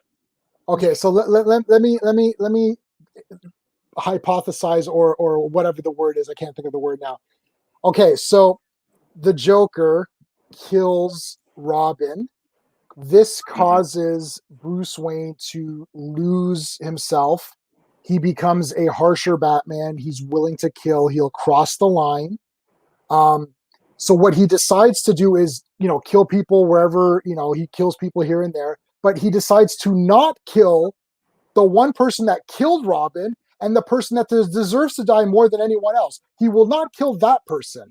So when people would come up to me, they're like, "Oh, Batman is stupid." These are arguments I've had. Batman is stupid. Why? Oh, why doesn't he just kill the Joker? I'm like, guys, no. Batman doesn't kill. It's like, yeah, but Joker should just get killed. It's like, I know. But Batman doesn't kill people.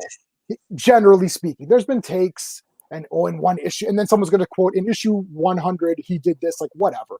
Generally speaking, he doesn't kill, which is why he doesn't kill the Joker. But now in this one, it's like, well, why doesn't he kill the Joker? I don't know, because he's okay Joker has plot armor. That's because Joker has plot armor. But and then in that last half an hour, which was this actually something happened in this cut. The last half an hour, the epilogue. Yeah. Of it was how long was it? Like 25 minutes. It's 25 minutes. It's 25 minutes. So it was actually recorded as 5 hours. What it seemed like, but it was only 25. This was the longest 25 minutes in my entire life ever. I'm like, God, this is so bad. And they're talking. He's like, I killed Robin. Okay. And then he's like, and then Batman's like, well, I watched Harley Quinn die. Okay, Joker doesn't care about Harley Quinn. Next, it's like, yeah, it's like, well, Joker, I'm going to kill you slowly. No, you're not. See, you need me because I have plot armor. Well, it's like, no, I need you for tactical advice. It's like, why do you need the Joker? Even if the Joker has a plan, it's a 50-50 shot if he's going to stick to that plan. In the original I don't like that either. Superman kills Joker in the second movie, but I guess that's not going to happen. That's injustice. That's injustice. That's the injustice Superman. Right? Joker kills. No, it's a different circumstance. He's taken over by the anti-life equation, and then what's his name? Darkseid commands him to kill Joker, and then he does. So hold on. Batman kills in the '89 movie. You're right, and I didn't like that he killed Joker. However, he stuck to his principles. Batman killed Joker. Killed him there. He killed him right there, and then in the next movie, he killed Penguin, right? And so that's okay. Batman kills, but he kills this. He's indiscriminately killing. It's like, look, Joker, screw you, buddy. He killed him. Why doesn't he kill him in Snatch? So that means that you're telling me the Batman '89 movie is a more kick-ass, badass, cool Batman than Ben Affleck, right? Wow, yeah, but that's also true. So whatever. But you're reading too much into it. The thing is, like, Joker's supposed to have been dead in the original Vision, but what happened was when he got his second bite at the apple, he was like, "Oh, I'll make a scene where he just interacts with Joker because we've never seen that before." That's the only reason that's there. There's no story reason for it. And now you're saying, well, why didn't you kill him? Well, yeah, that raises that question, but it wasn't meant to be. But I would have been happy if he killed the Joker because I just couldn't stand Jared Leto's interpretation of I always wanted to see I always wanted to see somebody just go out and just kill the Joker, like Red Hood. Why wouldn't he just kill the? Or why? Red Hood is it? Yeah, that's a good. He's the guy who would do it, right? For sure. But here's the thing: don't kill the Joker publicly. Do it silently. Just kill him silently. Like, or Batman. He could have called a watchtower and said, "Hey, Martian Manhunter, I need you to put a laser at this spot at this time. Don't keep Clark because he comes to this conclusion in Dark Knight Returns. I guess that's one of the reasons why people like that story, right? He's like, forget it, and then he just kills him. Yeah. Killing aliens is okay because they're not real. It's Raven. The thing is that it's not so much that if there's killing or not. I'm not against the killing. If anyone, Battle Angel. Oh no, sorry, that was Raven. Battle Angel has a cool name. Battle Angel Alita. That was a cool manga, and so was the movie. It was cool too. Killing aliens is okay, but Joker's a no go. Yeah, I mean, look, if people get Raven, if people get killed, it's like Wonder Woman killed people probably in World War I at some point, right? I'm talking about a conscious decision to kill those terrorists in front of like civilians and children when you don't have to. You can just knock them out. like that's what I'm saying. I'm not. If someone happens to die, they happen to die. If aliens are attacking, and that's why Superman snapping Zod's neck was done in a weird way, but they wrote it in a way that he almost had no choice, which is kind of just bad writing. Right, exactly. He could have covered his eyes or something. Yeah, right? I know it's very wishy-washy. Okay, but about Superman, I always wanted to know. Okay, he gets his powers from Earth's yellow sun. So if you were just to keep him underground, all you had to do is just wait him out. Like, so basically, the beat Superman, all you need is kryptonite and a bunker. Yeah, and Batman could beat Superman up in his own movie, but when Superman turns evil, Batman that now cannot beat him up. Like, it's like, so in the nightmare scene, Superman can't be beaten up by Batman, even though Batman now has Flash and Cyborg and Joker, who's so amazing with him. Oh, God. It's like, but Batman could beat up Superman in his own movie by himself.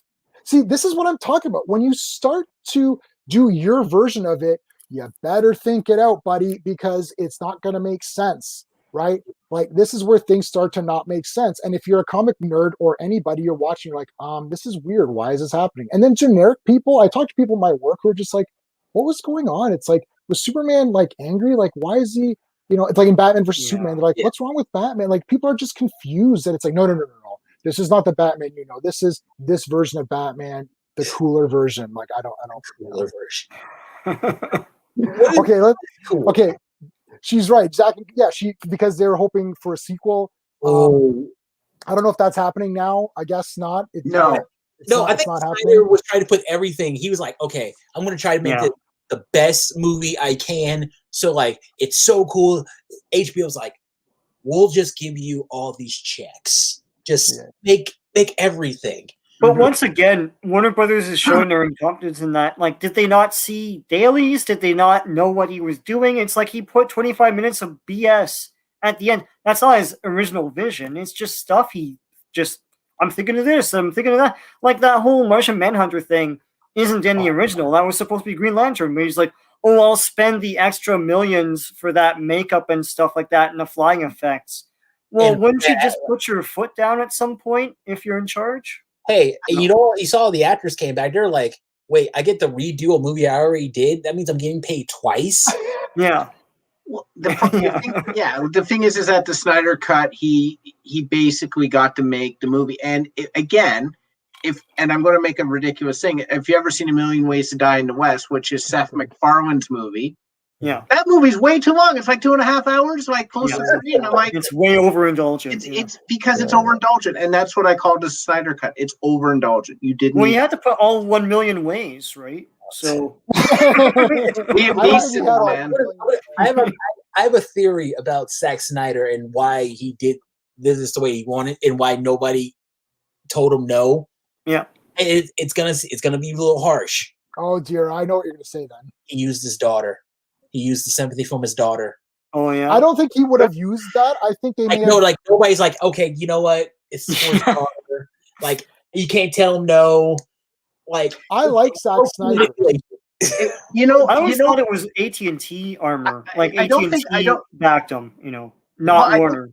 I think first of all, it was the fans wanting this. Yeah. And the only reason the fans wanted this is because they knew it existed, right? They knew what we got in theatrical Justice League was not Zack Snyder's vision. It was so off kilter from the other two movies that they knew about it. I actually think that Greymalkin is right, that may have played a part. I don't think it was the sole reason, but I think it was a part, right? I mean, it was all in there. And the fact is that going to streaming is less of a risk than going to theater, right? Okay, we'll put it to streaming. The money's up front. We're not going to make any more money, right? Like, it's basically you're calculating the entire theatrical run. That's why all of the directors and artists were so upset with the deal to go to streaming as opposed to theater, because you're now just capping the run, right?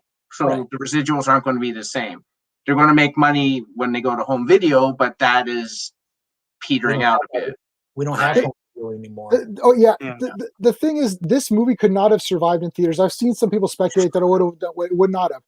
No. Even if you cut it to 3 hours, because the point of it is that it is not appealing. It may appeal to a small number of fans who are nerds like us, who are curious about it, or who are hardcore Justice League, Zack Snyder, Vision fans, but it will not appeal to regular people. And when I say regular people, I'm not even just saying a regular person who doesn't even care about these movies. I'm talking about someone who kind of likes this stuff, because a lot of them are questioning what is happening. Like Watchmen, I love Watchmen. I don't know if it's in my top 20 favorite movies of all time. I have every figure, every issue original. I have every before Watchmen. I have the busts, every bust of every character. The comic book figures that came out through MattyCollector.com. I got the figures that came out for the movie. I have the dolls, the big, huge ones. I have everything. I love Zack Snyder. I love 300. I saw 300 3 times in the theater. Yeah, that was a good movie. I love Zack Snyder. But also, like, you got to remember, it was at the time, though, like, Zack Snyder, nobody saw that before. Yeah, absolutely. Slow motion.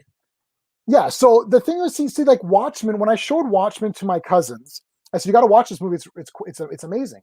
Like 10 minutes in, when what's his name, comedian's trying to rape what's her face, Silk Spectre. Yeah. And literally my cousin's like, oh my God, what is this? I thought this was a superhero movie. It's like, no. I said, it's not really superheroes. It's like The Boys, it's a different kind of deconstructing it. Yeah. It's deconstructing the superheroes. And it's taking an approach of like, if someone actually wants to wear a mask and go out and fight people, what does that say about that person and who are they?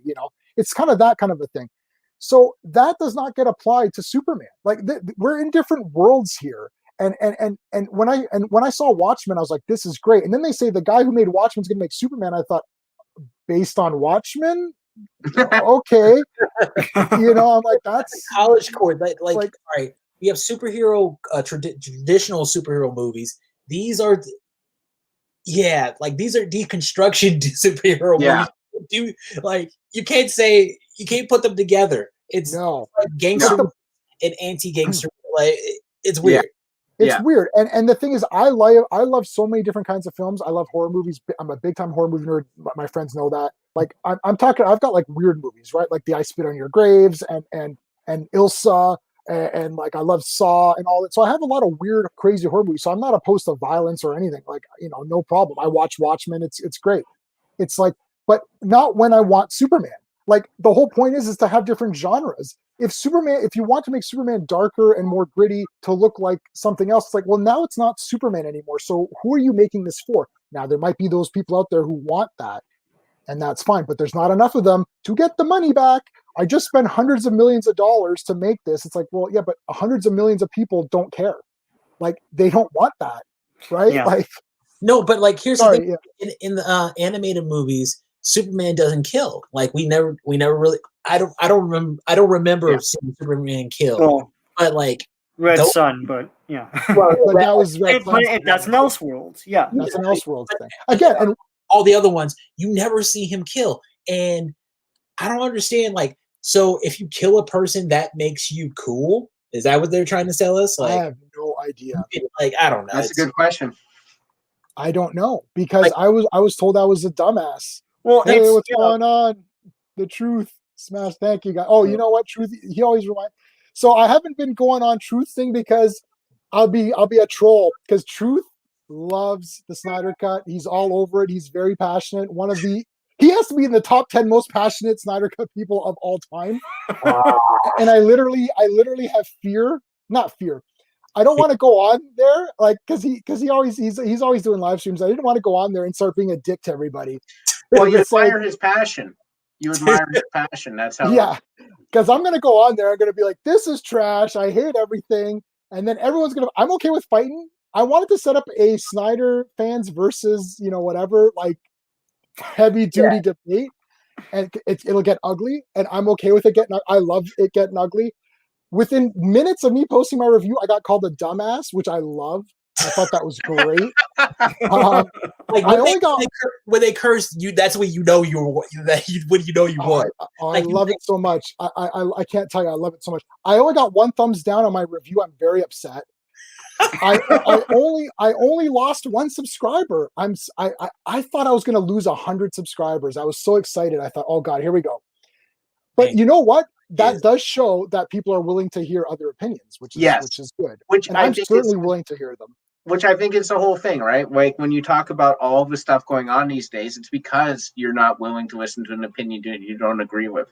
But I go along with the same rationale I always do, that the people who are like that are not the majority. Most of the people can maybe agree to disagree, like Battle Angel Gaming says.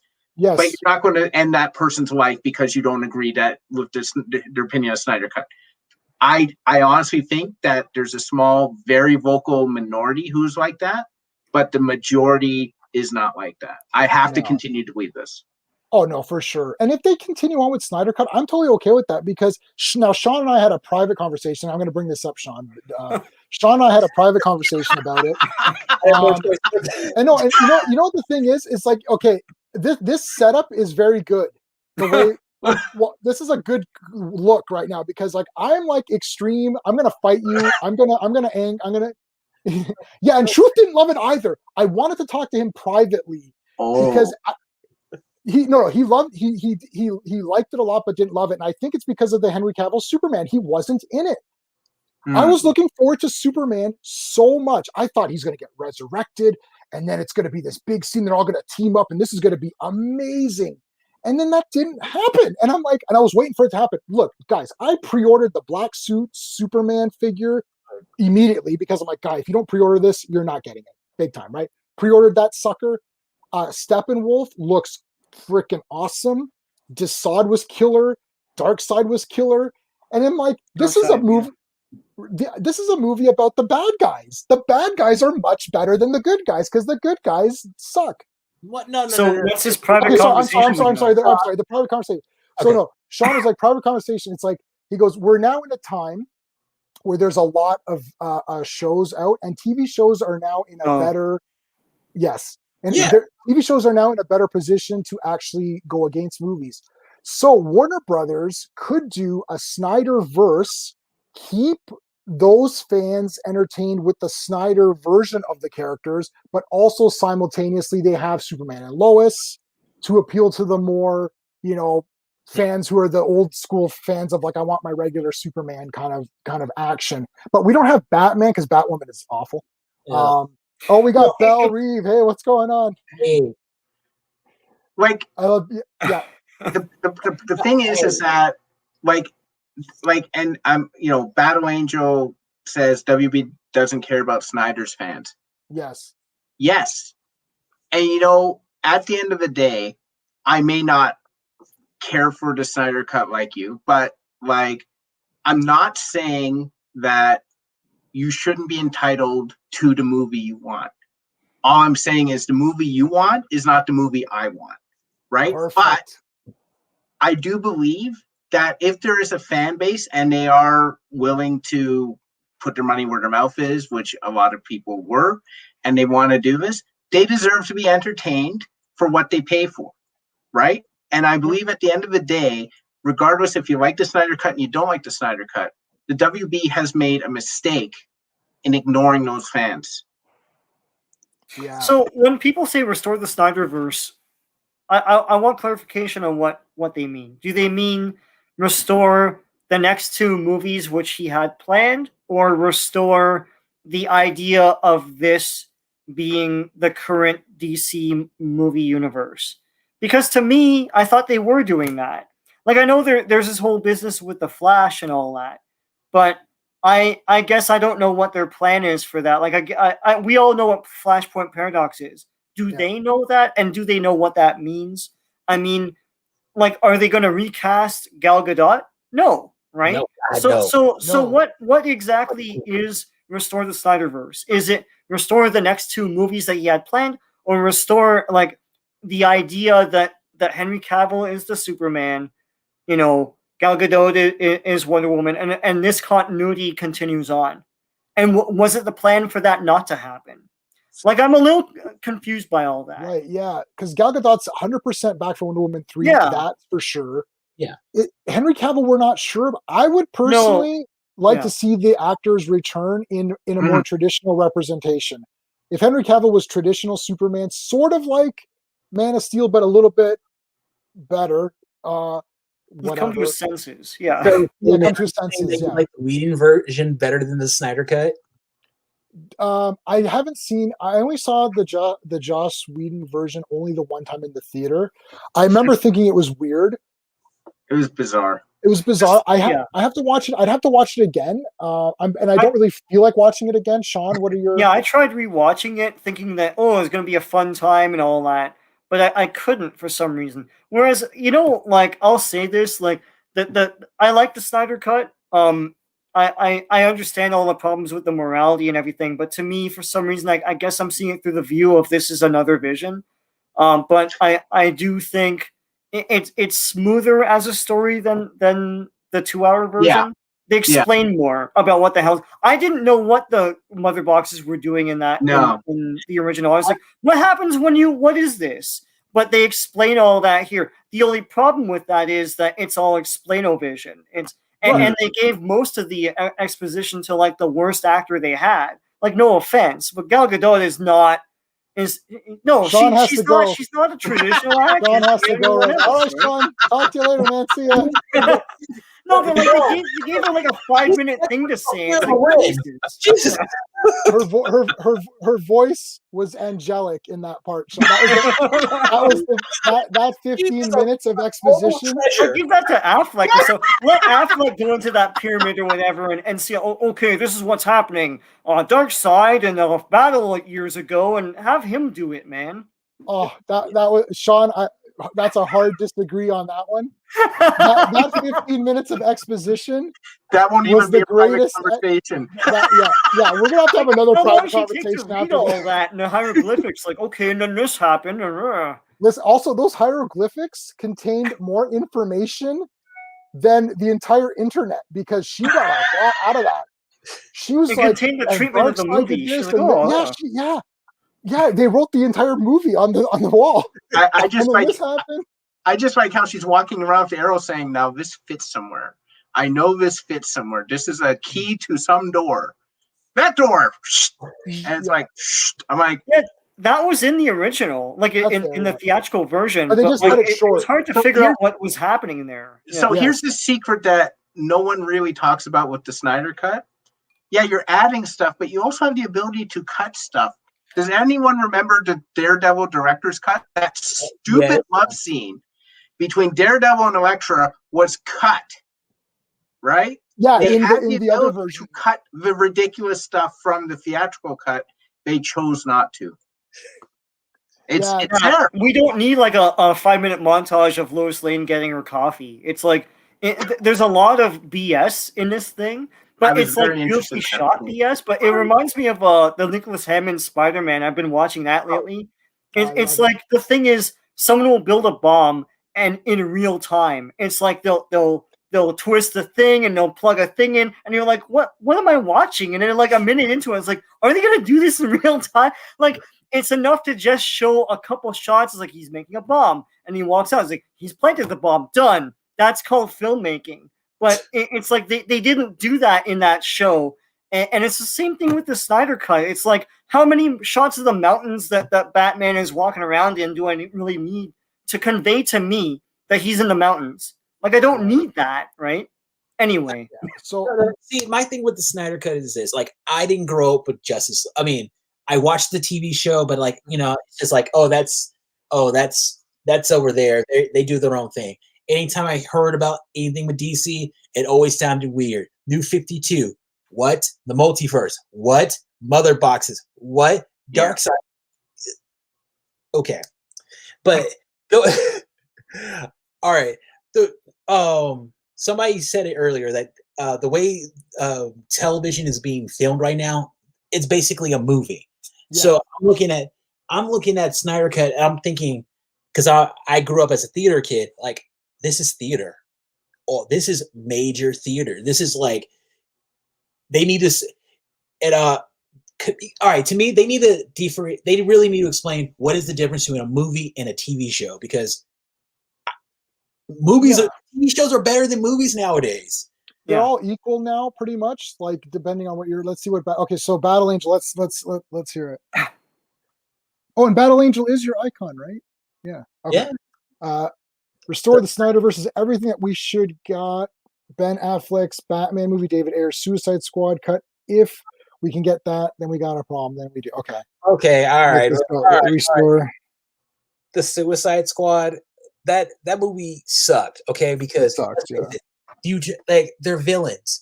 They're not supposed to be heroes. Like that whole movie, they should have been killing everybody. Like, they should be going on like immoral missions, like assassinate this president here. It's like we can't do it ourselves. It's like get the Suicide Squad to do it. Like that's the kind of mission they go on, right? Yeah, exactly. You took a right turn when you're like, this character is the most powerful character in the movie. I know. This time walk around in a hotel room and the box and the suitcase that controls her, it's way over here. I will say this: Viola Davis was the best thing about that movie. Viola Davis is usually the best thing about everything. Unfortunately, they gave her one really stupid thing to do. Shooting everyone? That was dumb. Yeah, that was dumb. That was dumb. But this was badass, but it's dumb. Viola Davis, the performer, can never do wrong, even if she's doing a dumb thing to do. Oh, yeah, she's great. Also, another thing with the Snyder Cut is remember the part where they had Deadshot Will Smith, and they had him like shooting all those guns, and when they say like you guys are crazy, I would have thought like, wouldn't Joker replace that word for crazy? Wouldn't that be like a nice little touch for the DC? Like he's like, oh, you guys are Joker. You like dang, man, like because like Joker's a big deal, and people know who the Joker is, and they know how he gets down. So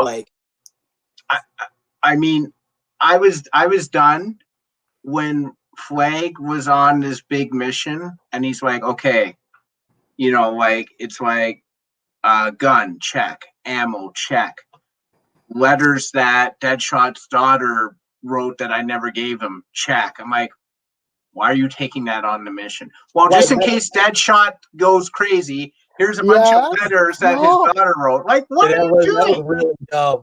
Why would you do that? Skip school to watch Christopher Reeve Superman? I'd skip work to watch it now. Yeah, I've already seen it 100 times.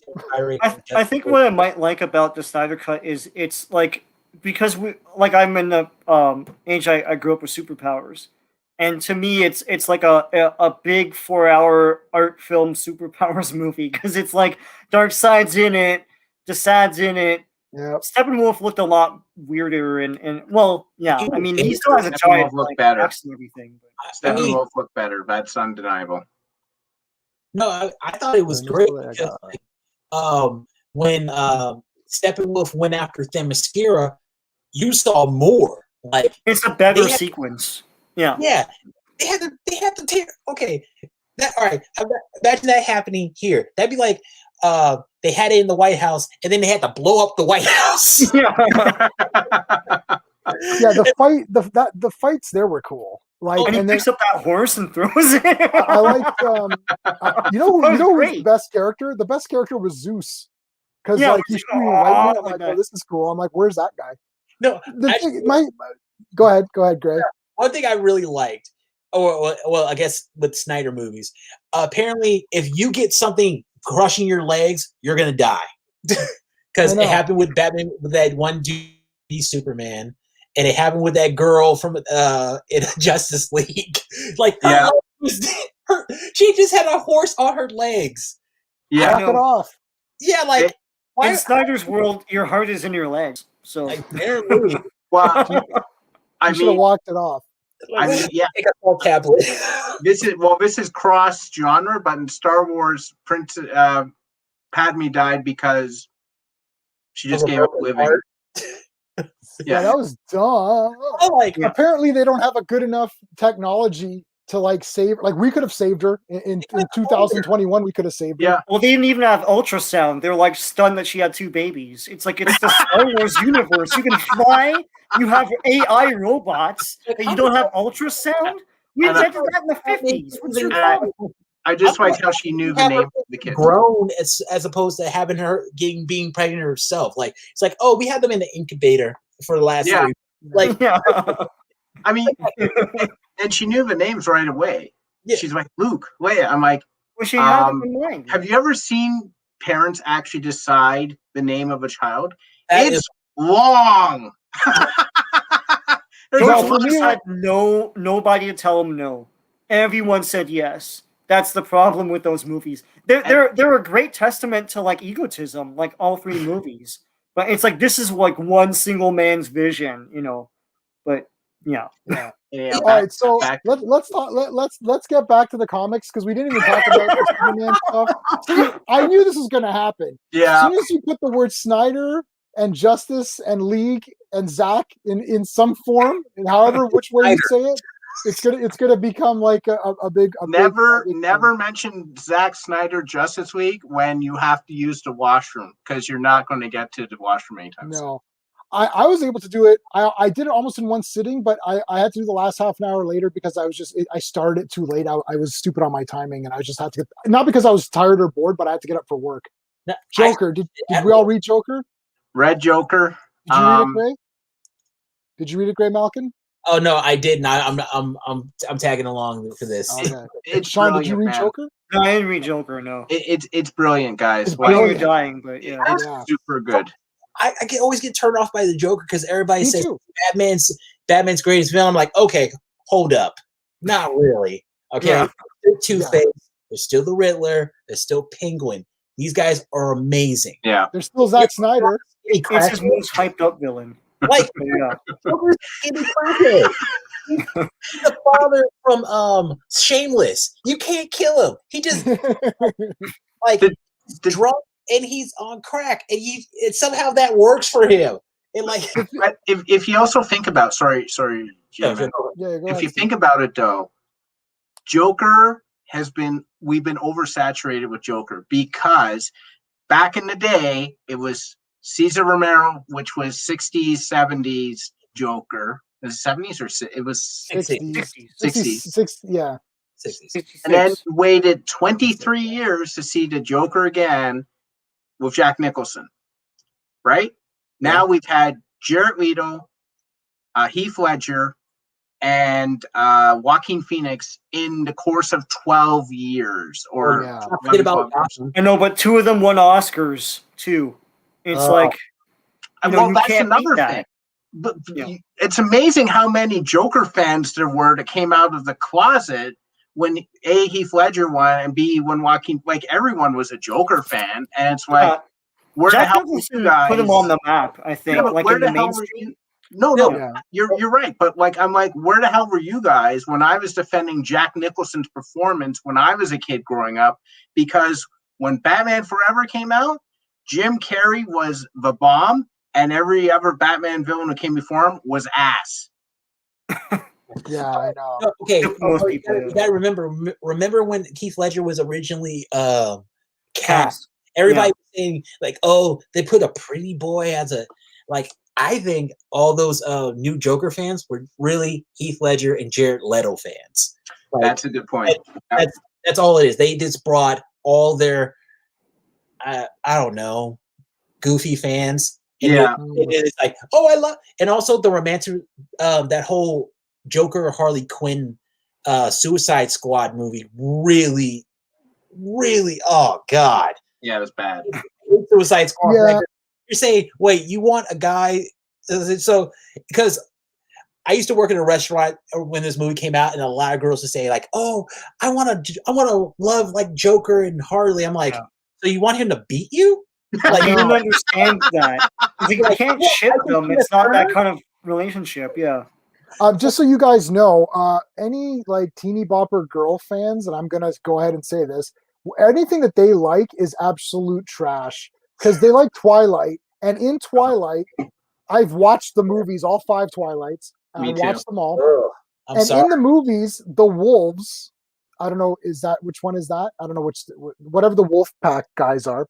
They beat their wives. The one-headed wolf guy, one wolf beats his wife, like she's got like all scratches. Scars. And they're like, oh, what happened? It's like, oh, my husband got mad and turned into a wolf and then he attacked her.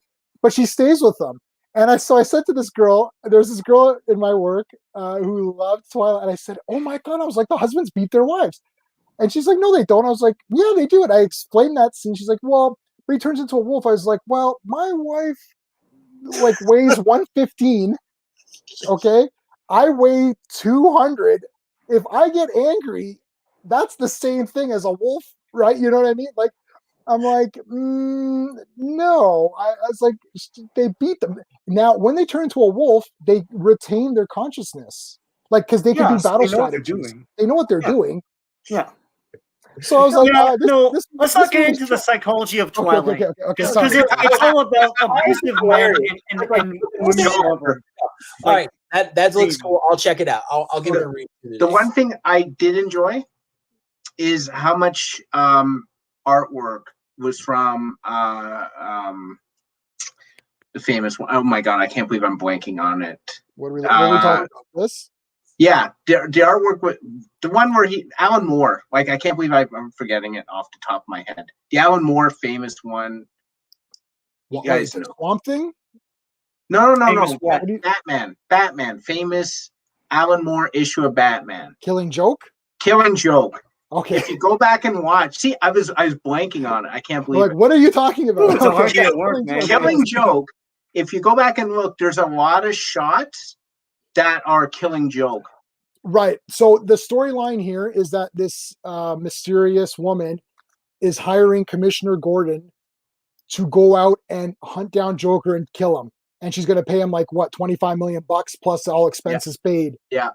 And he's going through the memories of like, you know, what Joker has done to him in his life and all that. And it's really cool. I love Joker, but I love Joker from when I was a little kid. So I'm not one of these bandwagon jumpers. My favorite is actually Penguin. I love Penguin. But I love Joker. And I'm so pissed. I'm so done with Joker because I've had so much of him now. I'm kind of done. I only bought this because it was number one. So, and the comic, my comic shop owner, he knows, we chat all the time. And I was like, look, I'm just getting, he's like, should I put you down? You know, I was like, no, don't put it on my pull list. I'm just buying the number one. And then I read this and called him and said, put it on the pull list because it's sick. Yeah. It's like Fu Manchu, Sean. This is like Fu Manchu. Yeah, you told me, yeah. Where literally Nayland Smith is now Commissioner Gordon and he's out to catch Fu Manchu, in this case, Joker. Because Joker's not in it very much. It's about Commissioner Gordon. And it's sort of could have been called Commissioner Gordon, but obviously the name Joker carries more weight. I liked it a lot. And I was very surprised because I was like, oh, it's number one. And if you don't pick up these number ones, they're gone. Right? Like, you know that, right? Yeah. So I was like, I better take this. It's Joker. Because literally everyone that Tuesday night had this in their hand. So I was like, I better take. And Steve, I texted. Did I text you? I texted you saying, did you want me to get this for you? Because like, it's like, it's going to be gone. Anyways, I liked it. I missed something from Raven here. Fairy Sparkle enough said. So what about Suicide Squad? What do you think of Peacemaker? He seems kind of interesting and like. Peacemaker was cool. Overall, the comic was mediocre, only because it was all like reveal, splash page, reveal, splash page. I'm like, ready for the movie. They're doing a bunch of setup for the movie. For sure. And they were a bit off of Amanda Waller because they were just like, oh, she's all like angry now, and it's Task Force said, and like she screws up Rick Flag. I'm like, why is she doing this? Like. This just seems like she's angry Amanda Waller, but there's no reason. Amanda Waller is a calculated and emotionless person. She is going to do the right. No. She has emotion. It's just like she's at work. Like, she's at work right now. She can't with her family. But she's the manager who's like, I got to do the right thing. Like, I got to make the hard choice for the country. I don't want to use these scumbags, but I'm going to use them to get to a means to an end. And this thing was like, oh, I'm tired of losing, and like reveal. And I'm like, the reveals weren't bad, but I'm like, okay, whatever. Yeah. Peacemaker is great. He's cool. Always the Suicide Squad, like how many people do they have in reserve, and what's the process, and like how do they pick them out? And the other problem is that the team itself wasn't that great. Like Peacemaker was cool, but like Film Freak, I'm like, why is he there? What does he do? Like, he did nothing. Bolt was okay, I guess. Killer Shrike was okay, I guess. But and I'm a traditionalist with Suicide Squad. I've read a lot of Suicide Squad, I'm like, I want Deadshot, I want Harley, I want Captain Boomerang. You can have like, you need a monster, so either have King Shark or Killer Croc. Enchantress is there. She's really cool. You need that dynamic. Just having like Peacemaker and 3 like schlubs, I'm like, I don't care. Well, I think we'll see where this goes, because this is one of these ones where it's definitely going to see where go. I'm going to probably drop it as a physical comic, and I'll just get the digitals. I think. Does he have 3 schlubs as jobbers to make Peacemaker look awesome? Or so the hilarious thing about Peacemaker is that he seems like a hero, but he's a villain. Like he leaves someone to die. Basically, he leaves everyone to die. Yeah. Like he doesn't care. Yeah. I'm only asking because, like, I know they wanted to make a show on him, and I don't know if they're imprinting that. Like, that's the intention. Court of Owls for me, yeah. Court of Owls is amazing. Amazing. And I know why he's saying that. Yeah. Oh, yes, I know, yeah. Do you guys remember that old cartoon, Drawn Together?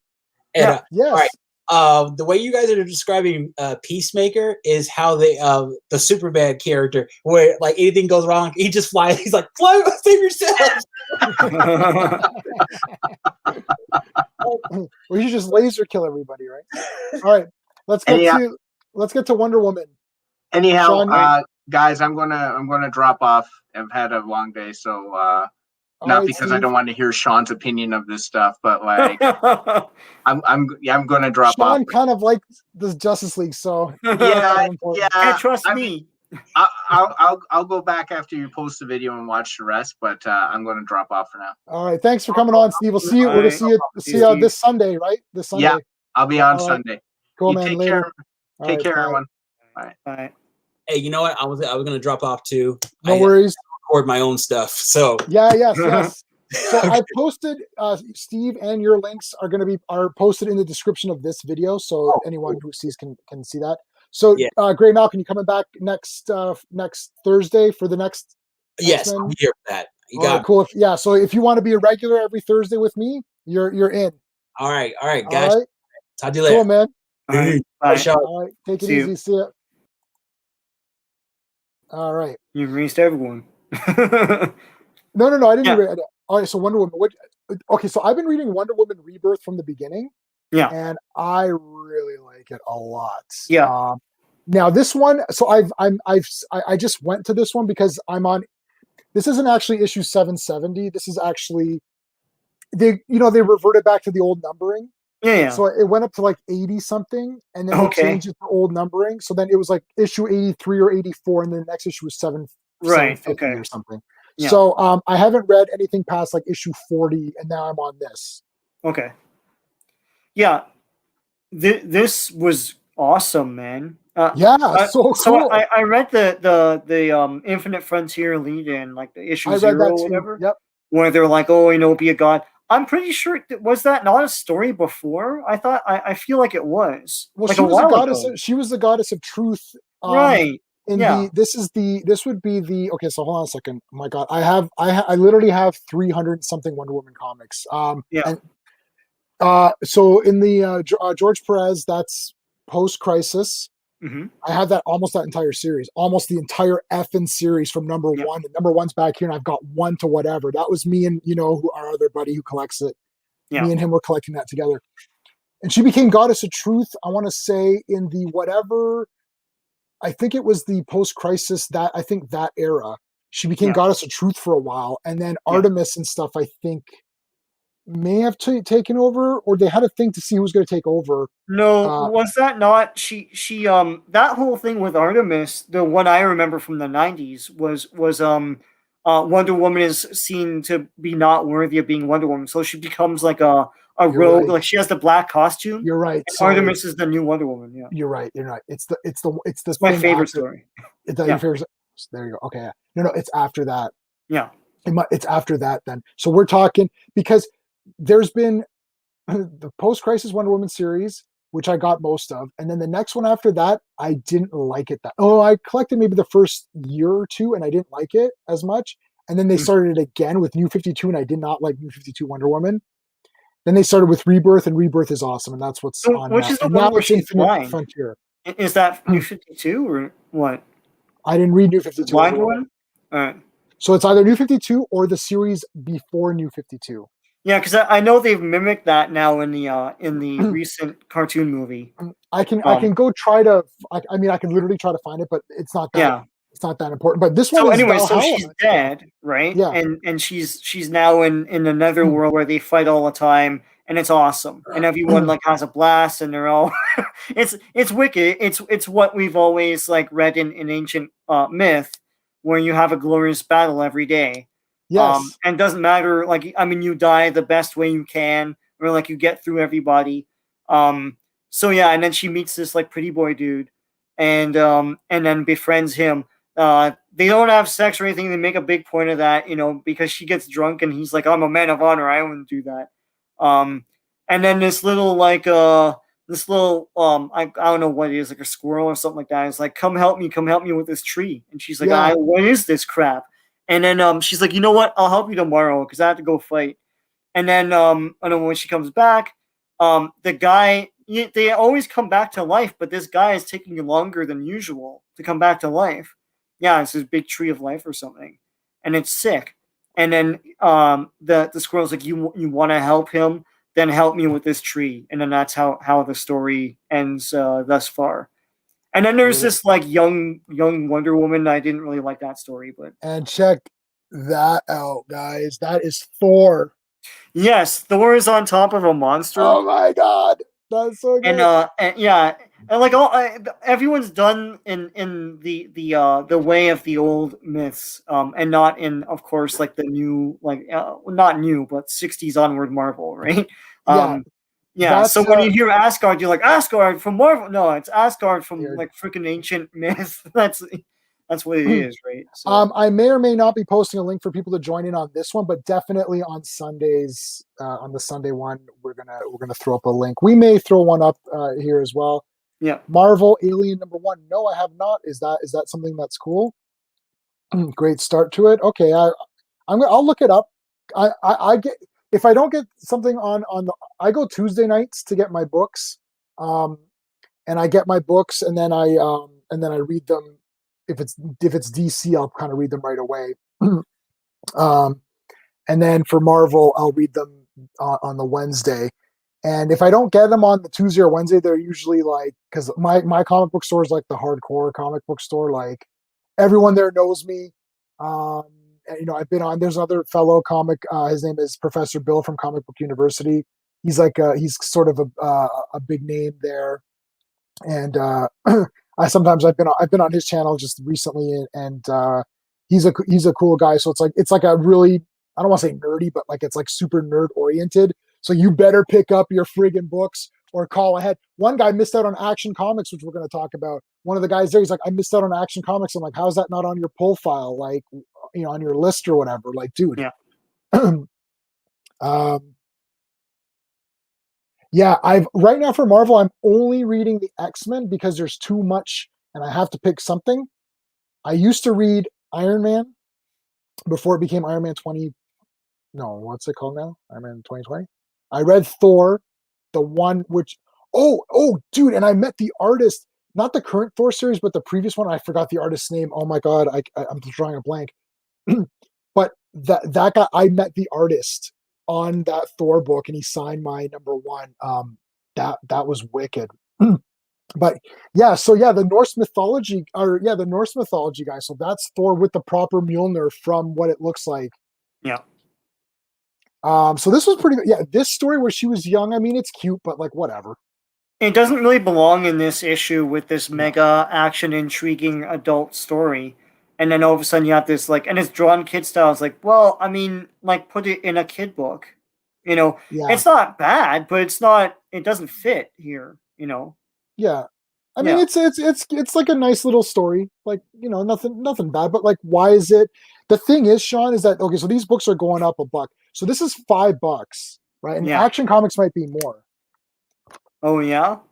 Action Comics is also $5. Yeah. So DC books are going up by $1 in like a couple of months. So, I mean, this is going to now be, and that's American. So this is going to be like $7 here. So they're trying to pad them out.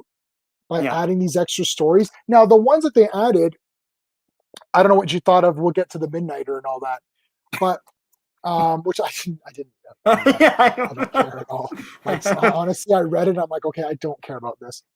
He's from the Authority. I don't know how new that character is. I'm getting my my Who's Who giant omnibus in a few weeks. Yes, I know. You're oh man, I can't wait to You're all over that. I know. I had a few issues of Who's Who. Okay, yeah, so I had a few too. Yeah, I like this. So you like this one, right? It was cool. Awesome. Yeah, it was awesome. Now, you know what, man? I love how they did this. These two books. What do you think? You read? It's one story. And in the tradition of old, it's backup stories that will continue in each individual title. Right. So yeah, but the one main story continues through the Superman titles. It's cool. I'll say this. I like the of the two Superboy. I don't know what you call that. The Jonathan Kent storylines.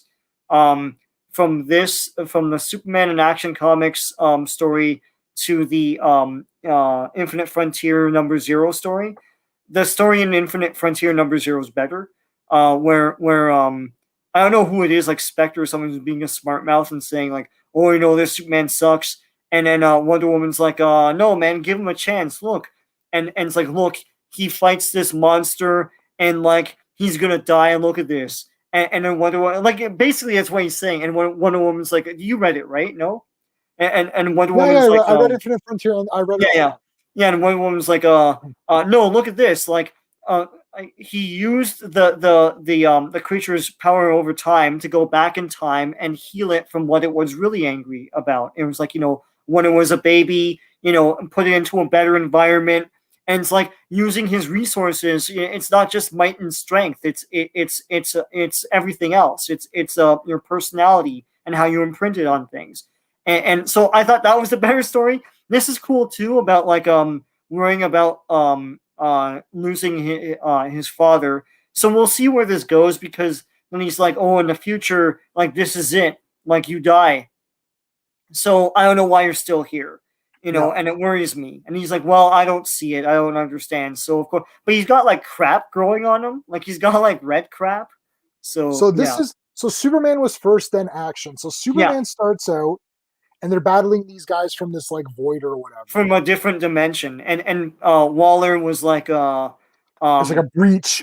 Waller is intrigued because this breach is actually affecting Superman, so she wants to see how it's going to play out.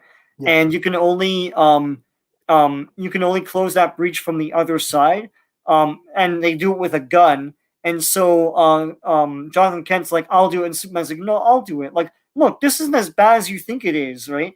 And then but Jonathan Kent takes the gun, goes into the other side, shoots it, and then flies out, like out racing the beam, and then he outraces it and comes back. And so they're flying around on Earth, and he's like, you know what, you're supposed to be dead by now. Like in the future, I'm telling you, like everyone says you die after this, and like you're never heard from again.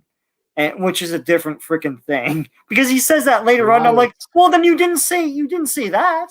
But anyway, and then Superman's, well, I don't understand what you're talking about, right? So it kind of ends off there. So obviously it's going to lead to something. Now, I liked how it was like there's a golden age where they're talking about like where your parents seem like they're invincible. Yes, and then you learn that they're not, like, and it goes back. And each book, the Superman in Action, each one, like one is from John talking about it, and the other one is from Kal-El, like Clark talking about it. And I thought that would, when I first opened up, I think Superman came out first, then Action. Yes. I opened up Action Comics, and I was like, what the shit, I read this already.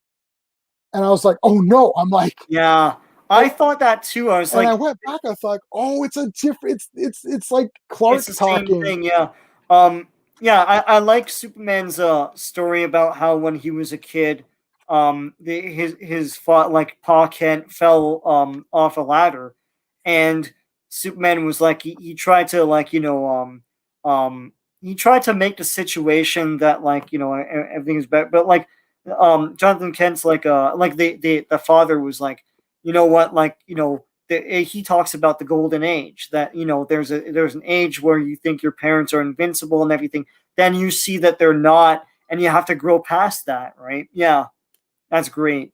Yeah, it's a good wasn't way that to done write so? Superman. I liked it. Yeah, this was so well done. I haven't missed since New 52. I've not missed an action or Superman comic. Yeah. For sure. Prior to that, I've a lot, like from Man of Steel, which was John Byrne, right? Yeah. Yeah. From Man of Steel and on, I've caught quite a lot of that. I went out. Superman's because Superman's lifelong. It's hard to continuously always be there. But I went out, came back in for Superman's death and return and all that. Yeah. I had a lot of the Electric Blue. That was only like a year or two, and then I dropped out again, and then I kind of came back again when they started to draw Superman more like Christopher Reeve. Yeah, I was heavy into it when you had to read the 4 or 5 Superman titles, and there's like an extra number to tell you which one to read first. Right. Yeah.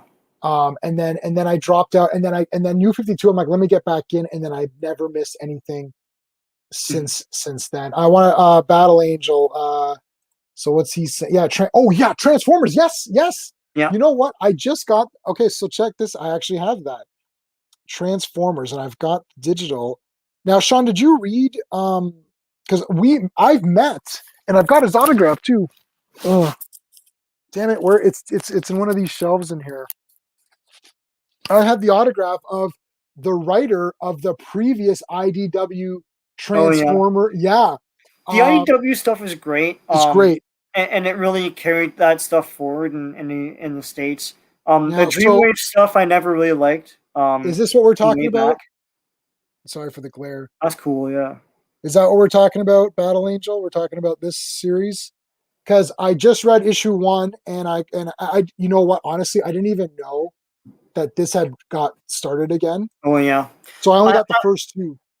I'd be interested in reading the Beast Wars comic, because I'm I'm an old school Transformers guy from, I guess you could say, day one. I mean, I remember the first commercials and everything. So to me, Transformers will always be the robots turning into cars and vehicles and stuff from 84 onward, right? I did like the Beast Wars show though. I have it, so I would be interested in reading that, and I like that they tied it into G1. My Transformers collection is like just below the Alien shelf, so you can't see it. But I have Beast Wars, of course. I have all the anything that's like a generic thing. The only thing I'm missing is that Scramble City or whatever it was. That you mean the show? Yeah, the show. I think it wasn't. It wasn't released officially. It was released as a commentary. Okay, so in one of the movie discs or something. All right, so yeah, I have it bootleg. I mean, come on, but yeah, I almost got yeah. Okay, so yeah, I mean, did you enjoy? So you like the Superman, right? So yeah, I like that story. Now the backup stories. Oh yeah, it was Midnighter in Action. Yeah, I'm reading this, and the Bibble one in Superman. Let's talk about the Bibble one first. So yeah, it's fine. It's cute. Yeah, it's cute, I guess. I don't know. I never liked that character. He's too cartoonishly stupid. Like it's dumb. But I didn't quite understand. Like these two. I guess it's going to continue on. These two superpowered characters are trying to make him rally everyone in Metropolis to be more heroic and stuff for whatever reason. I don't. Sure. And I'm sure they're old classic DC characters, but it's like, maybe. I've always said this, and I'm sorry, DC fans. It's like DC D grade characters on down to Z grade aren't as interesting to me as Marvel D grade characters down to Z grade.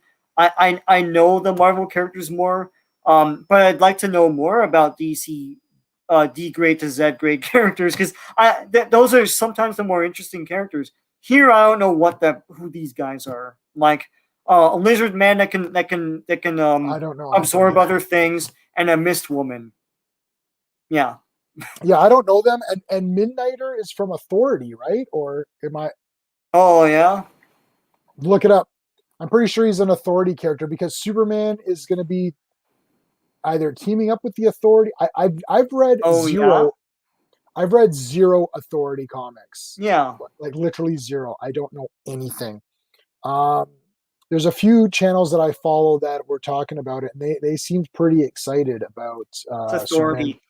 So Authority, is that correct? the big thing that it's coming from that continuity into this? Or? Yeah, because Superman's gonna. But if you look up Superman and the Authority, I think that's what it's called. Yeah. I don't know what's going on. Like, I didn't even know the Authority characters were part of DC, the DC universe. No, were they not a separate universe?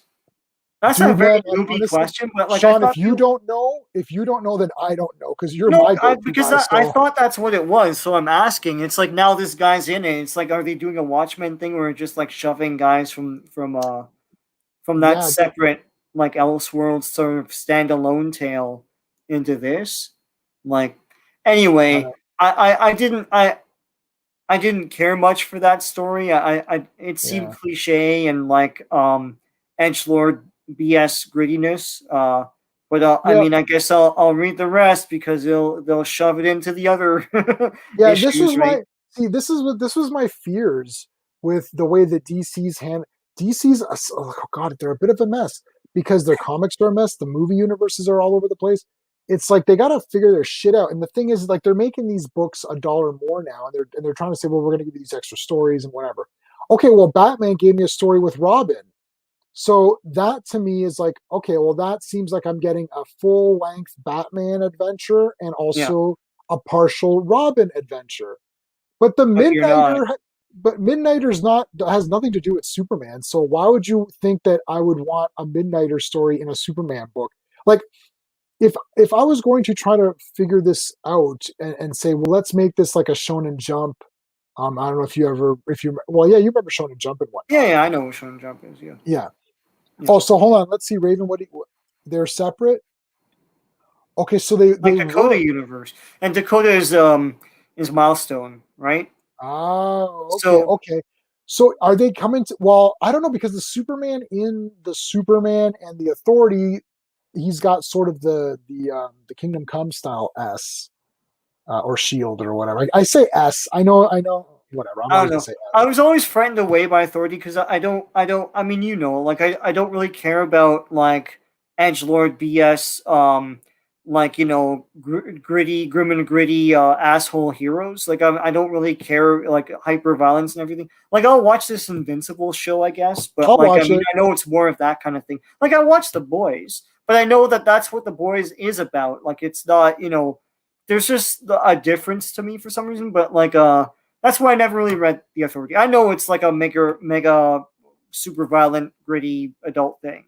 Yeah, I couldn't get into it either. I like The Boys, but again, my favorite is Starlight, who I got the Funko Pop. And did I show you Starlight? Let's look at Starlight. Yeah. Oh, that's cool. So wait a minute. It's the real Starlight costume. DC is saying that they're giving you extra stories, but that's not extra pages. It might be. It's not extra stories because it's like I'm looking at this page count here of Wonder Woman 770, and it's 32 pages. There are two other pages where it's like house ads and stuff, but like it's 32 pages. It was always 32 pages, right? So it's like the thing is that it's tough for me to tell because the digital ones I get are always 22 pages. Oh, so maybe it's like another 10 pages. But digital doesn't have ads. No. So I don't know. Yeah. It might be like a 6-page extra or something, right? Whatever. But the thing is that they were thinking of doing a Shonen Jump thing. We're going to talk about Invincible in a second. Shonen Jump. They were talking about like sort of like anthology books. What I would have actually done then is like, you know what? If you want to just be like that, make it like $10 and give you Superman, Wonder Woman, Flash, Aquaman, all in one thing. Yeah. And then do Batman, Robin, Nightwing, Batgirl, Harley Quinn in one thing. Yeah, Bat Family books. Where it's so like the street level, like Green Arrow, if you want Vengeance characters and stuff. Vengeance, sure. heroic guys like Superman, Aquaman, like Wonder even Woman, like Cyborg Flash, or whoever. Yeah, like Flash. sci-fi Yeah. fantasy. The sci-fi fantasy, there could be 2 books. There could be Superman comics and Wonder Woman comics, and then in Wonder Woman you get, maybe Flash, Green Lantern, Wonder Woman. Superman, you get Superman, you get Superboy, you get why wouldn't they Supergirl. do that? Because like that market of like trade paperbacks is big. It's big. It's funny because when we were kids, and there were bookstores like that, they barely had comics, and then we've seen it grow and grow and grow, and they have a whole thing of anime, not anime, like manga, but and that took a while to build up. But like the comics section of just like American comics and stuff, and there's a DC and a Marvel and a Dark Horse and a whatever, right? Boom Studios and stuff. Yeah. That those shelves have grown and grown, and it takes up like a good third of like here we have chapters, and there's Borders in the States and stuff, but like I don't know if it's still there, but yeah, like that's big. So why wouldn't they do a thing like that, like a Shonen Jump of like they sort of did that with the 100-page giants. I don't know if they still make those anymore. I know they took them out of Walmart and put them into direct sales, which was defeating the purpose of why they put them in Walmart in the first place. Right.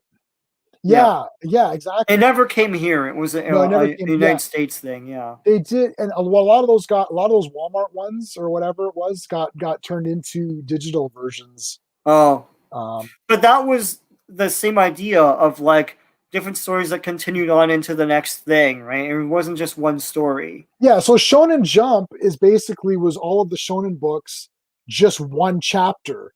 And a chapter in a manga is approximately 20 to 20 pages or something, let's say. Yeah. So, I mean, now it's just digital. My wife has a subscription to Shonen Jump, and she just reads everything on there. That's all she reads now. Like American comics, it's like she's never gotten, except for Star Trek. She reads the Star Trek book. But everything else, it's like just manga only. Because manga's just going killer, and there's not really any. They don't really have any. They don't really have anything to appeal to. Like they're not trying to appeal to everybody. It's like they literally like there's literally like Food Wars. It's like that's literally if you're pumped up for that kind of thing. Yeah, it's like if you want superheroes, they have My Hero, right? If you whatever they tell their own stories. They tell their own stories, and they don't give a crap if you don't like it or not. It's like we need to. It's not like Disney where it's like we have to appeal to every single person there is. Like it's like target audience. Yeah, it's like the novel market. It's like write a book. It's like this is my book. This is my story. You don't like it, whatevs, right? You don't like it, no worries. It's like Death Note was a lot like that because it's a unique story. It's like he had an idea. He made a story. It had a beginning, middle, and an end, and that's it. And if you like it, you like it. If you don't, you don't. Yeah. It was like 12 or 13 volumes of Tankobon.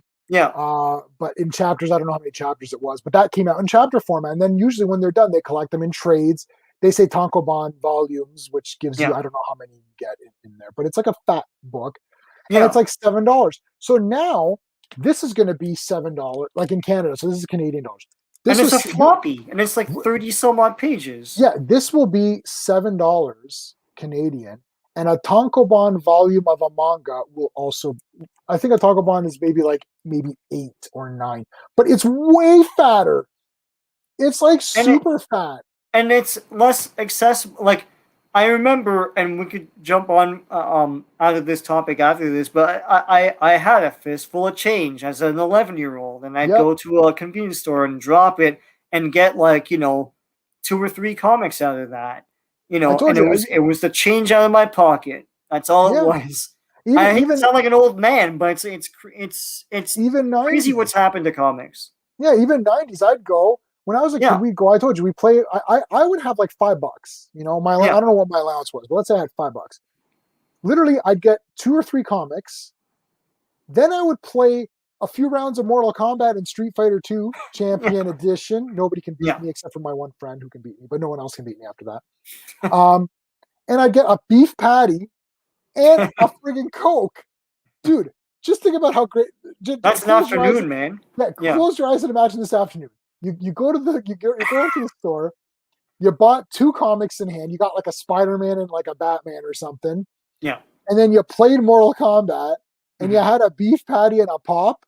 And you're like, this is the greatest day of my life. You know what I mean? Like you're like, and there was no bags and boards and this bullshit now where I have to like seal this in like this perfect, like, and some bags and boards aren't as good. You rolled the comic up, you put it in a back pocket. My after school is the same. It's like you go to, there was a convenience store like behind the school, behind the field and everything. I went there. Their beef patty was the thing. So you get that in a pop. You play. They always had an arcade at the beef patty store. Mortal Kombat or Street Fighter 2 or something else. Like a Narc or something. And then you go buy a couple of comics, probably some packs of cards, and maybe a couple of candies, and then that stuff you can't wait to get home and go through the cards, go through the comics. It's a lot of entertainment and stuff. $7 a comic in a place that you have to drive to somewhere is effed up. I think. And also, you should be getting more value for that. If it's $7, there should be a lot more. It's like a $10 trade should be kind of small, thick, I'm trying to... Let me see something. Oh. How much is this BS? Well, this is $30. So this is the Star Wars New Hope photo novel. Yep. It's like... Yep. Scenes from the movie. And yeah. But that's the kind of thing you get from... Let me go for a thinner one. Yeah, this is $20, and this is it's another photo novel of Spider-Man Maximum Venom. Yeah, it's pretty neat. It's $20. Right. Look how big that is. Yeah. So half this thickness should be $10. Really, the previews. This is the previews. Previews, yeah. This should be $7 then. If you're gonna make look how many pages this is. This is outrageous. This is outrageous, guys. And in American dollars, it's gonna be $6 American. Holy crap! Yeah, I don't know what the minimum wage is. In Canada, the minimum wage is like $14.25. I can only buy. I don't even know if I could buy 2 comics for 1 hour of work. And how long is a comic? A 10-minute read or something? It's nothing, yeah. Wow. And that's what's a shame. Let's talk about Invincible. So Invincible is Robert Kirkman, who you may have heard of. He created nothing. I've read 0 issues of Invincible. I'm going to watch the cartoon. It's very soon, if not. Is it a week I thought it's or out something? now. No, maybe it's even out. I'm sure whoever's in the chat can throw that up there, or Sean, if you're checking it. I'm checking it. So Rob Liefeld, who I listen to all his podcasts. Yes, I listen to his podcast. Yes, he loved the Snyder Cut. So, and March 26th. It's tomorrow. It's tomorrow. Yeah. Yeah. And even though Rob Liefeld loved the Snyder Cut, I still listen to his podcast raving about how great it was. And he loves Invincible, and he had Robert Kirkman on though, so that's where I'm heading with that. So he had Rob Kirkman on the podcast talking about it. So we'll see what happens with Invincible. It looks like gritty stuff. The thing with the boys is that, as I said, Starlight, they're still she's still a proper superhero. Yeah. So that's the thing. They also acknowledge that it's wrong. Right. That's the thing. That's the driving thing of that, right? So I do admire that Robert Kirkman still does stuff. He doesn't have to. He must be a millionaire off of sure. Walking Dead alone, right? But he's like, we did this other thing, he still goes back to comics. And in a time and place when you don't even need to do that, and comics don't make that much money, and the top comic companies don't make that much compared to other corporations in the world. It's like Marvel makes millions. Other corporations make billions on anything, Right. Same thing with DC. But and he's making all this AMC money. How many spin-offs? I think there's 2 and now there's going to be this other Derek and whatever show. Or Daryl and Daryl. Yeah. It's I don't know. The man has mega cash, but he goes back to comics, and then from there people give him offers. So like Amazon's like, let's make a cartoon. So like the man's a hard worker. I admire that. So yeah, so I'll watch this, man. I'll watch it. And it looks awesome. The animation looks awesome. It looks cool. like the old G.I. Joes, but like done better. With that proportions and the art style and everything, but done with smoother animation. But it's mega violent too. But I'll watch it, man. Yeah, and the thing is that again, look, I'm not against violence, as Sean, I own every horror movie there is. I own more horror movies than Blockbuster. That was the day I realized that Blockbuster Video sucked. I went into Blockbuster and my selection at home was better. I had every Halloween, every Friday the 13th, every Chucky movie, every Saw movie at the time, whatever was out, every Nightmare. I had every Leprechaun movie. I had every Maniac Cop, every Basket Case, you name it, and I had the whole series. And Blockbuster didn't have it. Like they're missing like Basket Case 3. I'm like, well, how do you not have Basket Case 3? Like, how are you gonna know how it ends? You have 1 and 2. Like, 1 and 2. So anyway, I love horror, but yeah, I'm looking for it to be the thing that it is. The Boys is fine. Like if you look at Watchmen, and the initial thought was that we're going to use the Charlton heroes, right? Yeah. So Question and Blue Beetle and all that. Yeah. And then DC was like, whoa, like you can't do that to these characters. You're going to kill some of them and you're turning them into assholes and all that. And then Alan Moore is like, oh, well, okay, well, we'll just make up our own characters. Yeah. And then you've got the free pass. Look, if you come in here and say, look, I'm doing this thing called The Boys. Okay, what is it? Well, it's all characters. They're just my own characters. Okay. Yeah. And then I'll just judge it based on that. I just don't like the characters that I like portrayed in a crappy way. That's my thing. It's like, if this is the character, stay true to that character. Because I'm thinking if I create a character, and I've created tons of characters, you can read them all on Amazon. I should post my own links to my own writings that I've written a couple novels. Anyways. Not novels, short books of short stories. Anyway, and it's like, yeah, you could do whatever you want with characters that are not established. They're your characters. So if you want to have Homelander be an asshole, then have him be an asshole. Yeah. You know what I like about Homelander? He always has his costume on. Yeah.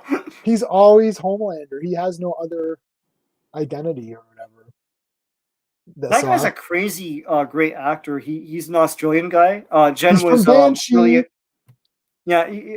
she was addicted to this show called Outrageous Fortune, and he plays like two guys in that because he plays twins. Like one guy that was mentally damaged as a kid, and another guy that's like mega like perfect and everything. But my god, yeah, he was the star of a show called Banshee. Oh yeah, which I watched the entire thing. I liked that show. I think the last season got a little bit weird. But the first like 2 or 3 seasons was like, whoa, this is like so good. He is a great actor. He's such a great actor that I had seen, I think it's 5 seasons of Banshee, and he's the star. Yeah. I saw 5 seasons of Banshee. I didn't know. And I literally watched the entire season 1 of The Boys, and I thought, this Homelander guy, he's really good. I'm like, I know this guy. And then I'm like, oh my God, it's the guy from Banshee. I'm like, it's the same thing with Outrageous Fortune. Like, it is 10 years later. I mean, 10 years earlier. But like I saw like both seasons of The Boys, and Jen was watching. She's rewatching that show, and I was like, this guy, who is this guy? And it's like, yeah, no, it's him. But it's like, my God, it's like completely different mannerisms and everything. Like, yeah, no, he's a great actor, man. He's a great actor. I would do photo op with him if he ever came to. And I'd definitely do photo op with Starlight. But so I like The Boys. I'm looking forward to season 3 or whatever. Yeah. Yes, Ray. Oh, you've seen Banshee? Yeah. I mean, come on. Like Banshee was the idea of it is super funny as well. It's actually kind of funny, but then it becomes pretty it's pretty hardcore. So yeah, okay. What else? Anything else? Any other bit? Flash is coming out. Yeah. I'm gonna just get Flash digital. I think. I don't know. I don't know. Flash is next week, right? Yeah. Yeah. I'll probably. I don't know. I don't know if I'll get it in. I may get it just digital. I'll have to see. I actually like Flash. And I liked Rebirth Flash, but it just is one of those ones that kind of got lost in just like the shuffle of all of these books. There's so many comics. And if they're going to be a buck, because now it's not just a buck more, it's also like you're storing a lot more. Yeah. And I mean, I've already got to do So I make my own comic book boxes. I work at a box factory. So we make our, I literally make my own. And I actually designed my own too. So I have like a red one and I have like a blue one and stuff like that. Whenever I get certain color of board in, I'll make one out of that. So they're making me a couple of short boxes. I'm like, damn, I mean, those short boxes are going to be filled instantaneously because I've got so much stuff that needs to be filed away. I'm like, well, I might need more. So it's just really difficult to get all of these things, So we're trying to like limit it or whatever. Even X-Men, most of it's digital. Yeah. But yeah. So any other? So the thing tomorrow. Tomorrow I may or may not be doing. I was gonna do some X-Fan stuff tomorrow, but a couple of guys I had lined up kind of like conked out on me, so I don't know if I'll have anybody for tomorrow. If not, then whatever, it is what it is. But then Sunday, so we're switching the Danger Room chat to Sunday.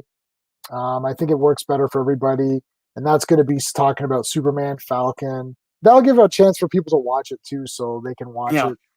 And then we could talk Snyder Cut too if we want to. If anyone's interested in doing a full-blown let's talk it out Snyder Cut Justice League, and I won't be offended if people get pissed off at me.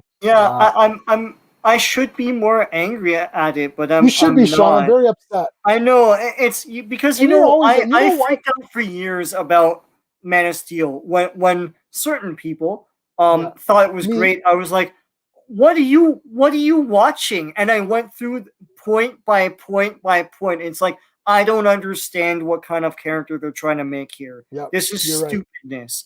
Right. And my problem. Oh, now you set me off. Oh, jeez, here we go. My problem with him snapping General Zod's neck at the end of that movie isn't that he snaps his neck. It's like everything's convenient for him to do that. The script wants him to do that. Fine. It's not that. It's that he then gets mad and he yells to the heavens and everything.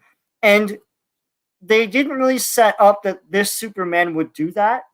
It's like, I don't know what kind of character they're trying to do with that. And I get like Zack Snyder's thing of like, well, you have to choose. Well, I don't know, show him choosing then what he wants to do. They don't really show that. It's like he goes to a priest. He's lived on Earth all his life and got raised by loving parents. Well, kind of. I don't know. They seem like psychopaths to me. And lived among other kids and went to school with them and had crushes and was basically a human, even though he's a Kryptonian, because he is the immigrant story.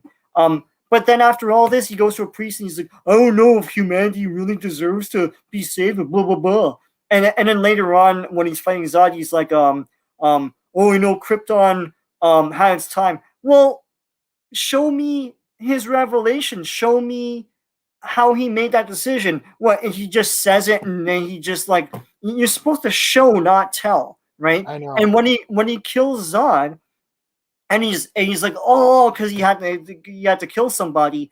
I don't really know why he would be like that, because he was A-okay with bringing like the fight with Zod to the middle of Smallville and endangering everybody. It's like he hasn't really shown that he wants to protect humanity, or he's squeamish about killing.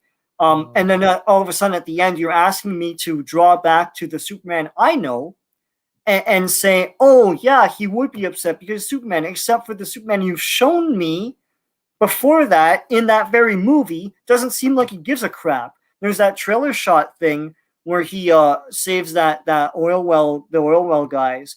But I don't know why he did that. It's just nothing stems from the character. Show me why the character cares. Show me the character of Superman. Write something that makes me see the character of Superman in this Henry Cavill Superman. Anyway, you set me off. Sorry, man. But that was my problem with Man of Steel. And BVS was even worse. It was just a lot of grimdark BS for no reason. Why does Batman have a hot poker? How does he keep it hot? Was it up his butt? Like what? It doesn't make any sense. And then so I feel after all of that, Zack Snyder's Justice League is better. It's like it's a better movie. I don't know, man. I know it's a very interesting take. we're gonna have to obviously we're gonna have to do a live stream on it. Yeah. It's taken up our entire lives now. We have to do something. Look, I've sat and had pain, and I have a Superman tattoo on my wrist. Wrists hurt if anyone has like a wrist one, and this was 90 minutes. It's like Jesus. Yeah. She was new, so she really dug into me. Like I had scarring, and I'm like, okay. Wow. Anyways, so I did that for Superman. Anyways, I know. When I saw Man of Steel in the theater, I was like, wow, this is awesome. I was like, yeah, he's not Superman yet. Okay, yeah. And the thing is, like, because I'm a comic book nerd, I accept things without show. Like, I would, like what you're saying, I would just accept things like, yeah, Superman wouldn't kill. Okay, so he feels bad about it because he had to do it in the situation. Da, da, da. Now, I remember Steve liked it a lot more as well. And he's not here to defend himself, so we're not going to put words in his mouth. But he liked it. And the thing is, it's like, yeah, it's hard. It was tough because, there's a lot of great action and you're like, wow, like you get caught up in this whole, like, he's beating, like, it's like he's beating the crap out of Zod. Plus Feora, I thought she was damn cool. I was like, yeah, and the suits, I was like, whoa, this is crazy. And I fell into that. It's cool. And I mentioned this in my Zack Snyder Justice League review that after after a while you go back to it. Like I didn't really revisit it for a while. Then I revisited it. I thought, oh yeah, there's a lot of weirdness. And I took the points that you said. And I'm like, yeah, this is kind of not great. And I'm like, okay, well, let's see. Batman versus Superman. I'm like, oh, this is kind of dreary. And it's like, and then it's just more of the same. I'm like, it's just more of the same, except now there's less Superman in it. So I'm like, oh, okay, it's that's the thing. It's just the worldview of Zack Snyder and Chris Terrio. Isn't my worldview, and I find myself scraping against it constantly when I watch those movies. It's like he's not Superman yet. Well, but I guess you don't understand how people become a man or a woman, right, or an adult. It's like the man, like Henry Cavill was 29 when they made that movie, so he's 29 or 30 or so. Yeah.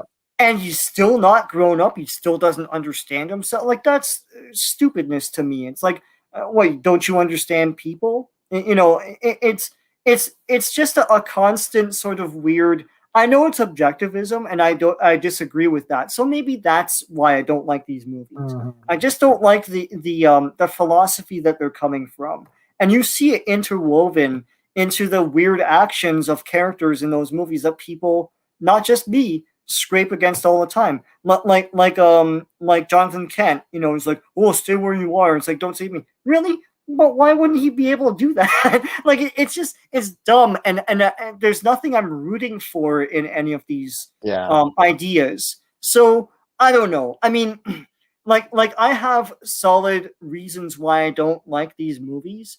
And yes, what you're saying with Wonder Woman, those kids, is weird, and it's just a weird way of telling that story too. With that one kid like kneeling, it's like, oh, is that kid hurt or anything? And then, so what is she? Is she happy or sad? She's like, I want to be like you. It's like, really? Right. Because a man's brains are on the wall and stuff. I know. Like, you just had a gun point to yourself. It's a weird worldview of things. We could bring this up in the other live stream. I've actually had guns pointed at me when I was 16, and I had six police cars, and there was like 2 cops per car come out, and they put the guns on us and said, get down. We weren't doing anything, I know about that. Yeah, we weren't doing anything illegal. We were shooting a movie. But we didn't get permits, and we had guns, and they thought it was real, but they were fake. So I wasn't thinking after that was done, and I was 16. I wasn't thinking, wow, cops are cool. I was thinking, holy shit, man, like, this is crazy. And they weren't even and obviously the cops really aren't going to shoot. Hey, well, I'm not going to get into a political thing, but we had we had other members of other races there too, and we were fine. But it's Canada, so I don't know. It's Canada. But anyways, but yeah, so right, and I'm like, I wasn't thinking, oh yeah, I want to be just like you. I was just thinking, holy shit, please don't shoot, like, and I know that Zack Snyder hasn't had that experience in real life to draw upon, but it just seems weird, and that's all I was saying. But anyway. If we do this and we have people come on, I'm totally okay, because I said I liked Wonder Woman 84, and I can even revise that to say that I really, really liked Wonder Woman 84, and it all stems from characters. And as soon as I told character, And you can totally make that argument for Wonder Woman 1984 that movie's a mess. It's a mess. It's not a good movie, but here's the thing: you can still root for the character because what the character. Now, here's the problem with that movie, though. That weird thing with Steve Trevor goes into that guy's body, and it's never a moral question to Wonder Woman, but it's a moral question to anybody eating their popcorn watching this movie. I feel like there's stuff cut out of that film that I feel like there's a Snyder cut of that. I feel like there's a longer cut of that explains all that. So because that's weird. It is weird. Now, Big in the movie Big, what happens? Doesn't Tom Hanks become Big? Does he sleep with that girl? Does she want to sleep with him? Would that not be statutory? That's weird too, and that's people have pointed that out. Yeah. I don't think it's not the same thing where like that woman isn't Wonder Woman. Like Wonder Woman has her moral values, right? And that character would question this. Like it wouldn't even really be a question. It's like, okay, even if they had that one night stand in that movie on which they imply, even the day after she'd be like, "This is wrong. Let's figure out how to get you out of this body." And all that stuff. She does say we have to figure out what happened. You know what? Like yeah. She does say we have to try to figure out what happened or whatever. She does like question like it comes out next week, so I'm buying it on 4K and I'll watch. Well, yeah, I'll get to, but yeah. And the guy at the comic shop had a freaking breakdown when I said I liked 84. He's like, "What versus Justice League?" Oh. And then I could respond to that by saying, it's morally more adjusted than that Justice League movie. Yeah, like for me, it's like I'm pumped up for Wonder Woman. She's saving the day. She's helping people. Yeah. She has a hero speech at the end saying we have to renounce. We can't just wish for things to be better. We have to work hard. And it's like you can't. And it's generic, like Maxwell Lord, he was picked on and all that. That's generic. Yeah, I'm not saying that that's great, storytelling. But what I'm saying is that I'm pumped up for Wonder Woman saving the day at least, and I'm rooting for her. I didn't. The idea of her is great in that movie, but it's in a bad movie and it's also an undercooked idea. Look, it's also, and Sean, you know this. Look, it's Silver Age stuff. It's called Wonder Woman 84. They threw every 80s thing they could think of in there. Oh, remember when there's body swapping and kids grow up? Oh, throw that in there. Oh, we're gonna have the yuppie thing, and we're gonna have this big guy. I guess I'm disappointed that every time they try to make a Wonder Woman thing, even in the Joss Whedon days when he was trying to make it, people disrespect the comics and lore of the character. And it's like, because I remember Joss Whedon saying there's no rogues gallery. It's like, there's plenty of rogues, but you make them great in the movies. No one cared about General Zod until the Superman movies, No one cared about the Riddler and Batman. Riddler in Batman comics was invisible. No one gave a crap until the 66 series. That's what put that character on the map. And people forget that. Let's hit back Zod. Let's get back to Zod. Okay, Zod in Superman 2. Yeah. I was like, who is this character? Mm-hmm. I'm like, General Zod. I've never heard of this person. It's like, obviously we knew Luthor, Brainiac, Bizarro. Yeah. He was in the comics, but he was not popular. It's like barely came up. Yeah. Even Ultra Humanite, I would have taken that versus Zod, And it's like, I'm like, General Zod. And then you're like, oh my God, General Zod is the greatest villain ever. He's awesome. And he's different too. They still reinvented him. He's got that glam rock costume. Yeah, hashtag not my Zod, right? Yeah. He doesn't have a beret and a bald head. He's got that goatee and he's awesome, He's awesome. Yeah. And then they just take, and then that's now the Zod that they pretty much go to as the go-to thing. So it's like, again, you can change things around, but it has to be in a way that either makes it better, or you're using a character that's very, very, not known at all. Yeah, my point was that they didn't utilize Wonder Woman's terrific lore in the comics to make that sequel. It's just, I don't know what to do. Is there a character called Maxwell Lord?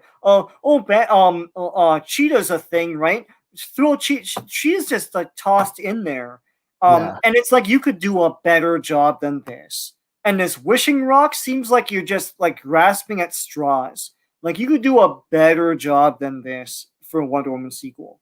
the thing is that Patty Jenkins is a fan of the Linda Carter one. The outfits. Have you seen, like, Google Gal Gadot outfits, Linda Carter? Like, she's wearing the same style of clothing that Linda Carter wore in the show. Yeah. Like, you can, and you're like, oh, it's literally a homage to that. And that show was not very accurate. You know, it didn't have any of the villains either. So I mean, I understand that, and whether I'm okay with that or not, I'm going to say I'm okay with it, because I'm okay with anything if I like the character. It's like Christopher Reeve. I know there's wonkiness in Superman 3. I know there's wonkiness in Superman 4. Right, you're not the same on that. Yeah, it's Christopher Reeve is awesome in 3 and 4, and they're bad. I know that, but like I still pop them in. Like I still watch them. I've seen Superman 3 as many times as all of them. The Superboy series is cheesy. It's like it's, but I still rewatch them. You know, because the character is the character, and he's great. Yeah, and so for me, when I'm looking at superhero stuff, I'm looking at the character. If I'm getting that superhero in live action, that to me sells everything else. And yes, because we have our, I have my review method, which we should do that a few times. But anyways, my review method is a thinking process of, like, how do I review this movie? We could do it for Justice League, and that's an objective review. Like, the way I do my reviews like that would be like, literally, let's break this down. Was the story good? I don't care about was the story good compared to what I want to see. I'm talking about in the movie, and then we can review it that way. But when you're talking about superheroes, which I love clearly with my, I love clearly, it's a different level. Same thing with like a Friday the 13th or like a Halloween, like that new Halloween movie came out. And look, obviously it's awesome. Michael Myers is killing people. Yay, this is the best movie ever. If I objectively start to think about it, I'm like, well, this is kind of like part 4. It's kind of a remake of part 4. Yeah. It didn't really add anything new. Laurie Strode is back. She's cool. That kind of thing. But to me, it's like, if you ask me personally, it's like, well, did you like Halloween? Like, hell yeah, man. Michael Myers looks sick. He killed people. This was awesome. Right? Like, that's the difference. It's like Wonder Woman 84. Well, let's analyze this movie. Okay, well, then we're going to find flaws. But Wonder Woman's awesome. So I got to see Wonder Woman fight people. Yeah, like, and when I think back to that movie, I love the aesthetic of it, and that draws me back to it. The sunny locales and her costume looks great. Her costume is the best, and that glowing. Like, that's one great thing about Zack Snyder. He made the lasso glow. Yes, like that was the cool. Looks of all the characters are neat. And he did have a hand in the casting. So that's great too. For sure. So no, there are good things about all that, but it's just, but when Snyder and Terrio try to tell a story, I just don't agree with what they're doing. Right. I don't agree with it, and it doesn't make sense within the story too. And I could go through it and explain that, but anyone who likes this stuff will never listen to that. It's logic. It's right on the screen in front of your eyes and ears. Yeah. But like Batman, you're never if you like it, you're never going to. It's like if someone told me that Superman 3 sucks and goes through why it sucks. I know it sucks. I still derive enjoyment from it, and maybe that's what these Snyder fans do too. Yeah, they're just enjoying. The end was your favorite part. Yeah, like they're just enjoying watching this.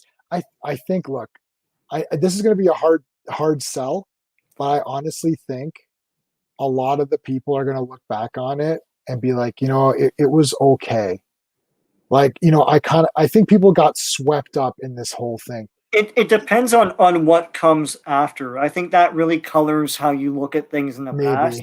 It's like, because they're going to continue to make DC movies. Let's see if they're better or worse than this in people's minds. Yeah, let's see what happens. Because I think, like, this is one of these afterthoughts. Like, it's like me with Man of Steel. I walked out of the theater. I was like, dude, this was killer awesome. But the last Superman thing that we got was Brandon Routh's boring movie. That was very boring. He was also not Superman in that movie either. He's a deadbeat dad. That was very poorly done, and there's no excuse for it. He's very immature. He's immature. He's spying on Lois and stuff. That was bad. He's spying with his. That's weird. X-ray vision. That's weird. And the thing is that I walked out, I'm like, wow, it was so boring. And then when I saw Man of Steel, I was like, whoa, this is like so exciting. And I was like all friggin' adrenaline pumped or whatever. There's only a few movies where I instantaneously hated them, like Force Awakens and Transformers Part 1. But I have a feeling that this may go to a little bit into the Transformers. Well, I won't now because there won't be any more. The thing with Transformers was that people still to me say, well, part one was pretty good, and then but it's not good. Part one is awful. Good. It's not it's good. The same it's as the other movies. It's the same as the other movies. They're all the same. Literally, if you love part one, why don't you love part two? Like, I don't, Three might be the best one. Three is actually the best one. It has those parents in it, and it's like, oh my god, it's like it almost capsizes that movie. But yeah. Linda Carter is she's my Wonder Woman too. I have her autograph right there, right behind us. Oh yeah. It's like I had I had the Wonder Woman light switch on for my. I love that light switch. I don't know. I just thought it was so cool, and I used to spin around thinking I was Wonder Woman. That palette is the best. It's like a good awesome. Good origin. She's like awesome in that. Like she's just like so like she's really tall too, right? So it's like she's like towering over people. When I was a kid, I was like, this is the comic come to life. This is the cartoons come to life. Because she was in Super Friends and all that stuff. So. Yeah. Oh, yeah. No, I love super. Yeah. So my superpowers, Wonder Woman, I lost my childhood one. I was so upset when I lost it. But I've got superpowers in the packaging. Pop quiz. What is Wonder Woman's first screen appearance? I don't know if is it the Crosby thing or no? I don't know. No, it's like live action. Kids. Yeah, in anything, it's Brady Kids, the cartoon. They made a cartoon based on the Brady Bunch Kids. And Wonder Woman turns up in an episode called "It's All Greek to Me," and she's drawn in a very classic, like the 40s style with the hair. Oh, so that was her tryout. That was a backdoor pilot to Super Friends. It's one of many. Wow. Like those two episodes of Scooby-Doo, new Scooby-Doo movies where Batman turns up, and they sold them as Scooby-Doo meets Batman like later on. But those were backdoor pilots to see how they would do Batman and Robin, and then they went on to Super Friends. So yeah. Wow, that's awesome. Yeah, that's a super pop quiz. Yeah. So my thing is, it's like it goes by the characters, right? And I think that a lot of people, they watch Transformers and they thought, oh, this has just gotten out of hand, but it was always out of hand. Yeah. The first movie actually probably pisses me off more than any of the other ones. They kill Jazz. And then he holds up Jazz's like broken corpse. He drops him. And I'm like, that's like, that's like Steve dying and we're holding up his body and be like, oh, our friend died. I'm like, this is like super crazy. Yeah. And it's like, and then I had this conversation this week at my work where someone's like, well, the first Transformers movie was really good. And I said, and I was like, okay, I was like, Optimus Prime gets beat up and Shia LaBeouf uses the Matrix or whatever he uses and shoves it into Megatron and kills Megatron. So Shia LaBeouf defeated Megatron and Optimus Prime didn't. And I'm like, and then they're like, they're like, I never realized that. Yeah. And I'm like, yeah. So I walked out of that movie, I'm like, Optimus Prime just lost.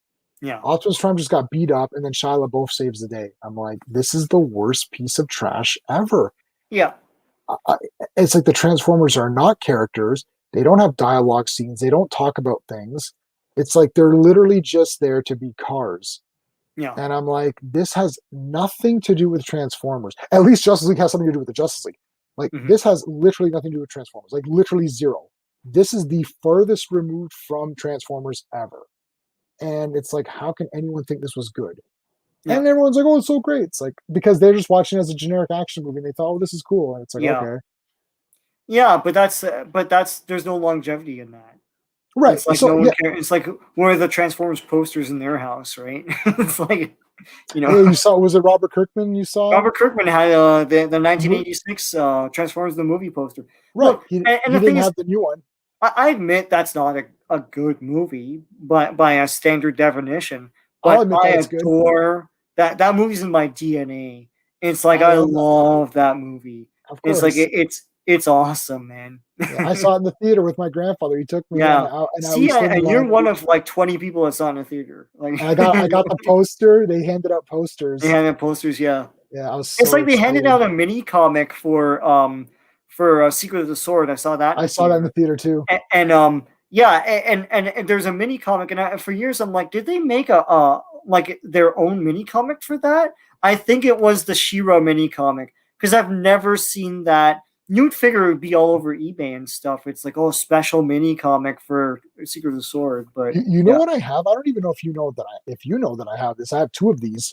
Mm-hmm. I have a Buckaroo Banzai headband that they gave out at the theater. I have two of those. I got those from eBay. I'm like, this is the best. That's crazy. I wore it in my first ever YouTube video was a review of John Carter of Mars. I'm sorry, it wasn't called that. It was just called John Carter. Yeah. One of many flaws that movie had, but anyways, the movie was cool. The movie was cool, but they should have. Anyways, but I wore the Buckaroo Banzai headband in that, which was awesome. That's but all right. So I think we'll end it off here.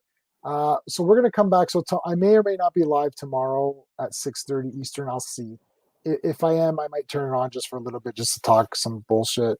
But if I don't get any X fans going, and then Sunday we'll do the Falcon, Winter Soldier. We'll do Superman. I know you watched this week's Superman, right, Sean? Did you watch it yet or no? Yeah, it's awesome. Yeah, it's awesome. Yeah.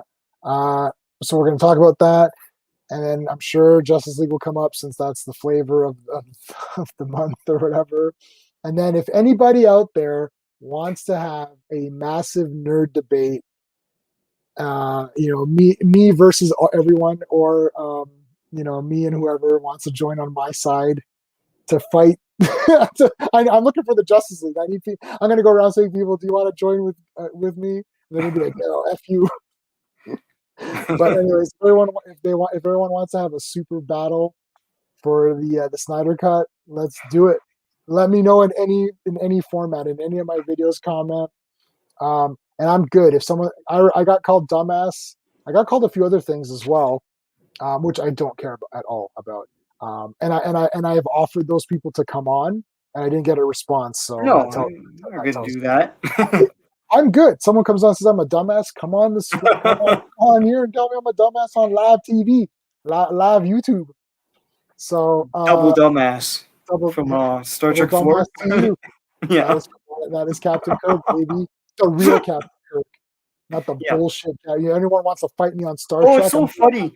Just one last thing. I'm watching Monsters Go Home. Oh, yes, the movie. Yes. And it's awesome. But Robert Pine is in that. Christopher Pine's father, and it's young Robert Pine, so he looks like Chris Pine traveled back in time to be in this Monsters movie. God, that's great. Maybe it's so funny. Yeah. Maybe Chris Pine and Thing are the same. Maybe they're the same person. Yeah, he's like Vandal Savage. Oh, I like Vandal Savage a lot. That was when Legends of Tomorrow was a good show. Oh, was he in Legends of Tomorrow? Yeah. Oh, he was the villain. Oh, that's great. Legends of Tomorrow, awesome. they were going through time and fighting him in different time periods. Oh, that's awesome. Great. Yeah, that was DC Legends of Tomorrow. Yeah. And then season 2 was all the villains. So it was Reverse Flash, Malcolm Merlin, Damien Dark. It was like all the villains teaming up. Yeah. And then season 3 was garbage. And then season 4 was even more garbage. Season 1, Legends of Tomorrow, like Vandal Savage. I'm like, this is awesome. Yeah. Like going through time. Yeah.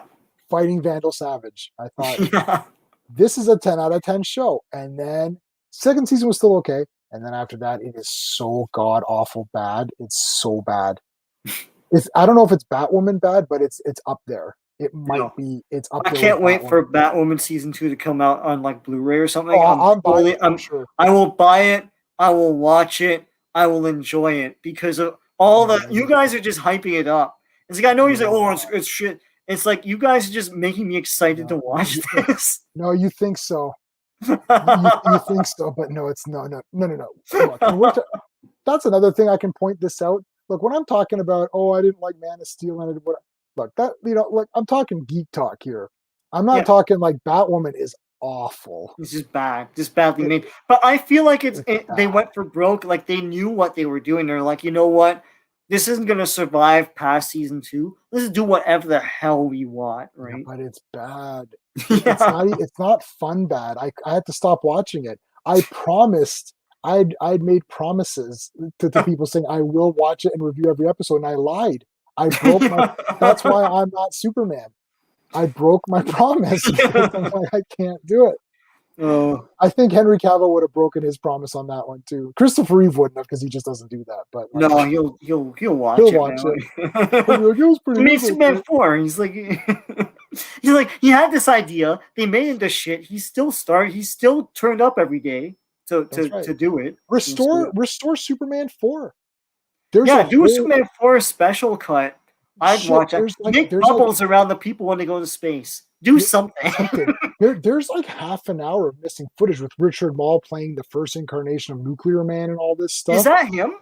Yes. There's cut sequences, but I don't think there's enough to really make a substantive. I don't know. Like do something. Cut. But yeah, like make it so that he's super worrying around when he makes the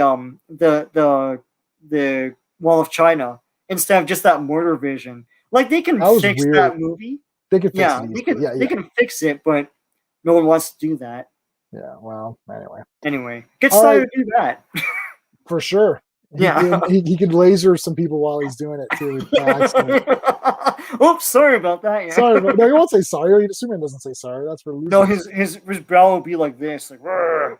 Yeah, he'll go like no, and then he'll talk to his dead dad and go, "Thanks, Dad," like in Batman vs Superman.